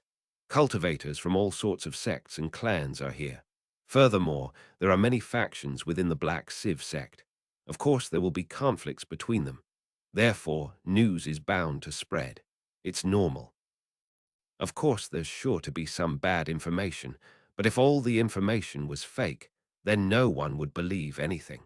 So of course, there will be some good information out there as well. You really will have to make your own judgment about that, and to trust your intuition. Let me think about it for a bit, said Meng Hao, his face the same as ever. If I make a decision, I'll notify you. It was impossible for anyone to tell what he was thinking. He threw a jade slip to Lu Tao, who was about to continue to try to persuade him. Before he could, Meng Hao left the alley, walking quickly away and soon disappearing. Lu Tao had no choice but to watch him leave. But then his eyes began to shine. The constellation priest of the Black Lands sect sure charges an arm and a leg, but what he said was mostly true. I really was able to sense the thunderclap leaf in this place. But now that I've found it, I have to think of some way to get it. Of course, Since I infected this guy with my chi parasite, he'll never be able to get away from me. With the thunderclap leaf, I can refine the legendary eyeless lava. He held the jade slip in hand, his eyes glittering. Of course, he hadn't explained to Meng Hao the true details of how he planned to use the thunderclap leaf. Lost in thought, Lu Tao turned and left. What he hadn't noticed was that behind him was an invisible phantom figure in whose hand was a flying insect about the size of a fingernail. It was trapped, unable to fly. The figure stood a short distance away from Lu Tao, looking at him coldly. As Lu Tao left, the figure followed him. This phantom was none other than Meng Hao, who had left, but had returned shortly afterward. He was using the invisibility talisman to secretly follow Lu Tao through the dark, starry night.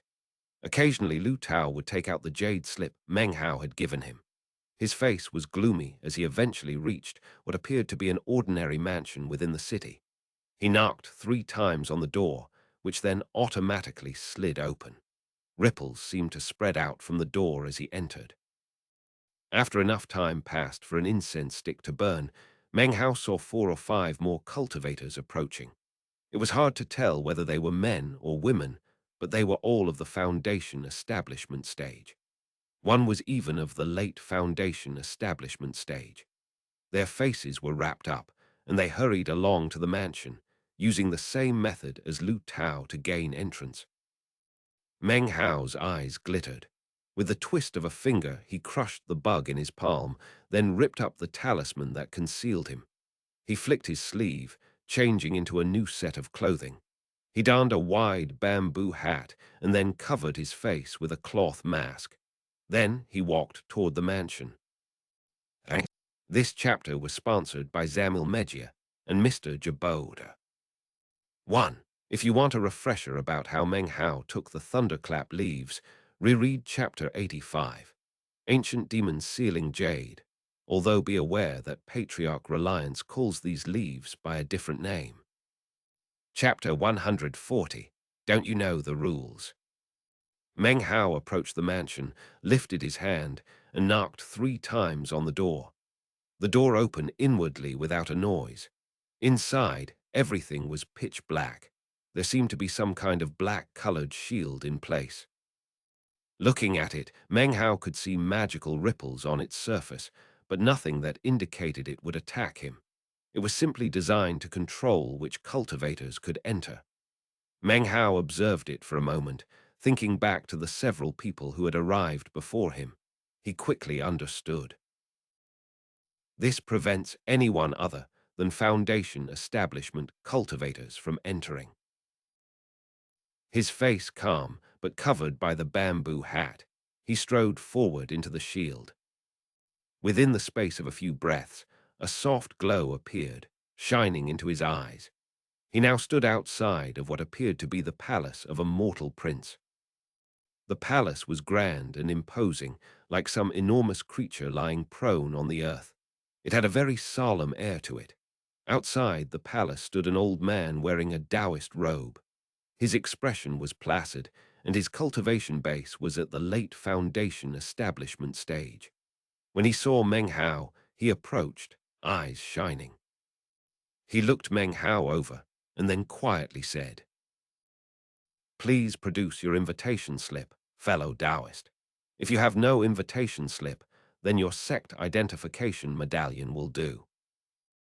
Meng Hao's eyes flickered beneath his bamboo hat.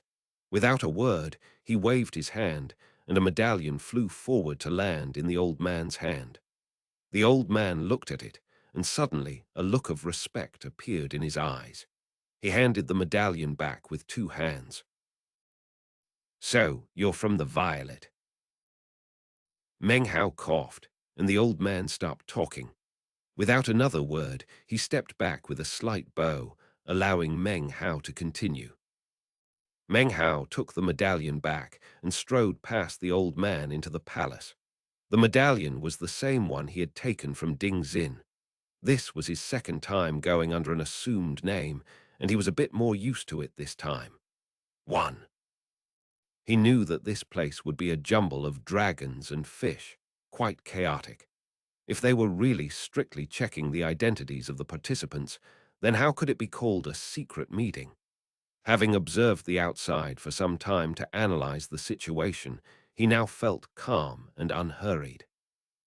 Upon entering the palace, he saw ornamental rock displays and streams over which arched dark green wooden bridges. Not too far away was a pavilion, surrounded by musicians playing stringed instruments. The sound they produced was remarkable. 7 people were seated within the pavilion. Most of them maintained quite a bit of space from the others. As could be expected, they sat silently, sizing each other up. When Meng Hao entered, their gazes all came to rest on him. 3 of the 7 people wore masks. One of them was Lu Tao, who was sitting there frowning. His gaze passed over Meng Hao briefly. 2 others had not covered their faces. One was a woman who looked like a lady and appeared to be about 30 years old. She wore splendid garments and was quite good-looking. She had an alluring look in her eyes that exuded charm. She looked at Meng Hao for a moment, then smiled and nodded. Last was a middle-aged man wearing a long, yellow robe. A lonely expression covered his face, and he held a flagon of alcohol in hand, which he constantly drank from. He gave Meng Hao a quick glance with eyes heavy from alcohol. The features of the 4 others present were all concealed by masks. It wasn't even possible to tell if they were men or women. Without batting an eyelid, Meng Hao entered the pavilion and selected a table to sit at. Looking around, he saw that there were only 9 tables within the pavilion. Including his, 8 of them were now occupied. Obviously, the final table was reserved for the host, and not any other cultivator. After some time passed, a large man entered the palace from outside. He was at the mid-foundation establishment stage. He was big and tall, so much so that it would have been useless for him to try to conceal his identity. He strode into the pavilion, cold and haughty. As soon as he entered, he stopped in his tracks. His brow furrowed as he looked around. "This is not the first time I, Sue, have joined this secret meeting," he said coolly. "Today I came with an invitation, and yet there's no place for me. Which of you fellow Taoists doesn't understand the rules?" He smacked his bag of holding, and instantly a blue-colored jade slip appeared. Its surface was inscribed with a character. "Secret." The jade slip glowed softly. With a smile, the young lady lifted her delicate hand to reveal her own jade slip, which she placed on the table in front of her. Next, Lu Tao followed suit, along with some of the others. Soon, only Meng Hao and one of the other disguised cultivators had not produced a jade slip. One of the other 2 was emanating the power of the late foundation establishment stage. This person sat there calmly, completely ignoring the large man. Not daring to say anything, the large man's eyes came to rest on Meng Hao and the other person. Both of them were only at the early foundation establishment stage. The large man's eyes glittered coldly. "You too, if you can't show me a jade slip, then you can just get the hell out of here. Give me a seat. If you don't, then you won't be leaving this place alive." His voice was filled with killing intent, which transformed into a coldness that filled the area. The rest of the people in the pavilion continued to look on with various expressions. None of them seemed willing to interfere. Apparently, they had no qualms whatsoever about observing a magical battle to the death. Meng Hao said nothing, and neither did the other disguised person. Everything was quiet within the pavilion. The large man surnamed Su snorted, and then strode, not toward Meng Hao, but to the other person, who happened to be a bit closer to where he stood. His eyes shining brightly, he was about to raise his right hand when suddenly a light cough could be heard. It echoed throughout the pavilion, and as it did, everyone inside, including the hulking Su, turned their heads. An old man wearing a long, yellow robe entered. His face was placid, and his body seemed to be somewhere in between illusory and real. He didn't seem to be moving quickly, yet within 3 or 4 steps was already inside the pavilion. Salutations, fellow Taoist Qingshan. Greetings, fellow Taoist Qingshan. The instant the old man appeared, everyone with the exception of Meng Hao instantly stood up. Meng Hao's expression flickered, and then he, too, stood and clasped hands in salute to the old man. "There's no need to be so formal," said the old man coolly. "All of you are heroes of the current generation in the southern domain. I'm merely here to host this secret meeting. Please proceed." He sat down at the 9th table and looked at the assembled people, his eyes bright and shining. Finally, they came to rest on the large fellow surnamed Su. Being gazed upon by the old man caused him to lower his head respectfully. Meng Hao did the same. This old man was a foundation establishment cultivator, but was clearly beyond the late foundation establishment stage. He was halfway to entering core formation, so he would be classified as a pseudo-core cultivator. A person like this in the state of Zhao would have a position higher than Grand Elder. His presence made Meng Hao a little bit nervous, but also led to some guesses about the whole thing. "Fellow Taoist Qingshan," said the hulking Su nervously. Bracing himself, he said, "I invite you to take charge of justice. I bear an invitation, and yet someone here has stolen my position." He clasped hands and gave a deep, respectful bow. "Who stole your position?" asked the old man lightly. His gaze was like lightning as it casually fell onto Meng Hao. "This person," cried the hulking Su, raising his hand and pointing at the other disguised cultivator. That cultivator gave a cold harumph. From the clear ring of the voice, it was obviously a woman.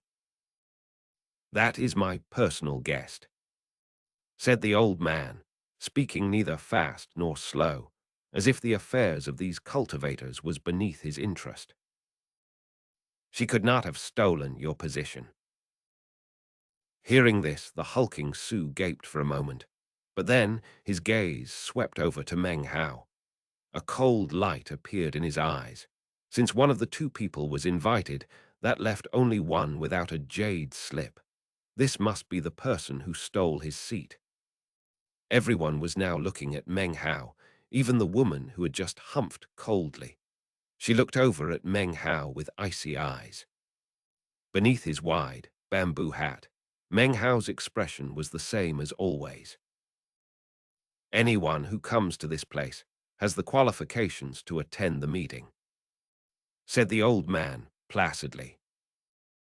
"However, if you do not have an invitation slip, then you must wait outside the pavilion.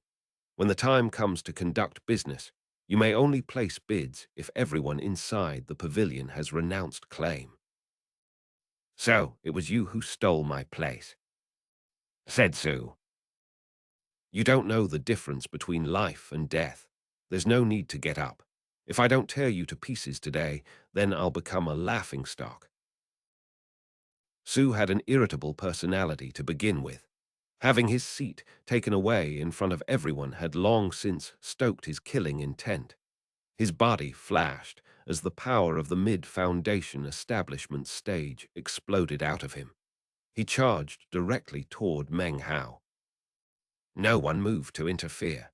Even the old man just watched coolly. When he was about 3 meters away from Meng Hao, he lifted his hand, causing a massive magical palm to appear and descend toward Meng Hao. Meng Hao sat there just as before. He simply lifted his left hand and waved a finger toward the hulking man. When he waved his finger, the spiritual energy of heaven and earth within the entire palace was thrown into chaos. At the same time, the hulking man's expression changed. He suddenly felt as if he had lost control of his cultivation base and was now completely suppressed. This caused the pupils of the surrounding cultivators to constrict, including Old Man Kingshan. Meng Hao's right hand waved, and instantly a roaring, 300-meter-long flame dragon appeared. Seuss screamed as it shot down into his body. His entire body shook violently. A look of disbelief and shock covered his face, and then despair. His skin burst into flame. A great wind buffeted him, slamming him into the ground. In the blink of an eye, his stalwart frame was reduced to bits of ash that drifted in the air. The only thing left was a bag of holding. It flew up and into Meng Hao's hand. He patted it lightly, then produced a jade slip upon which was inscribed the character Secret. He placed it on the table. Here is my invitation slip, he said. The others couldn't see his expression, as it was hidden by the bamboo hat. They could only hear his raspy voice coming out from underneath it. 1. If you forgot the first time Meng Hao impersonated Ding Xin, you can read about it in Chapter 69, Young Lord Ding.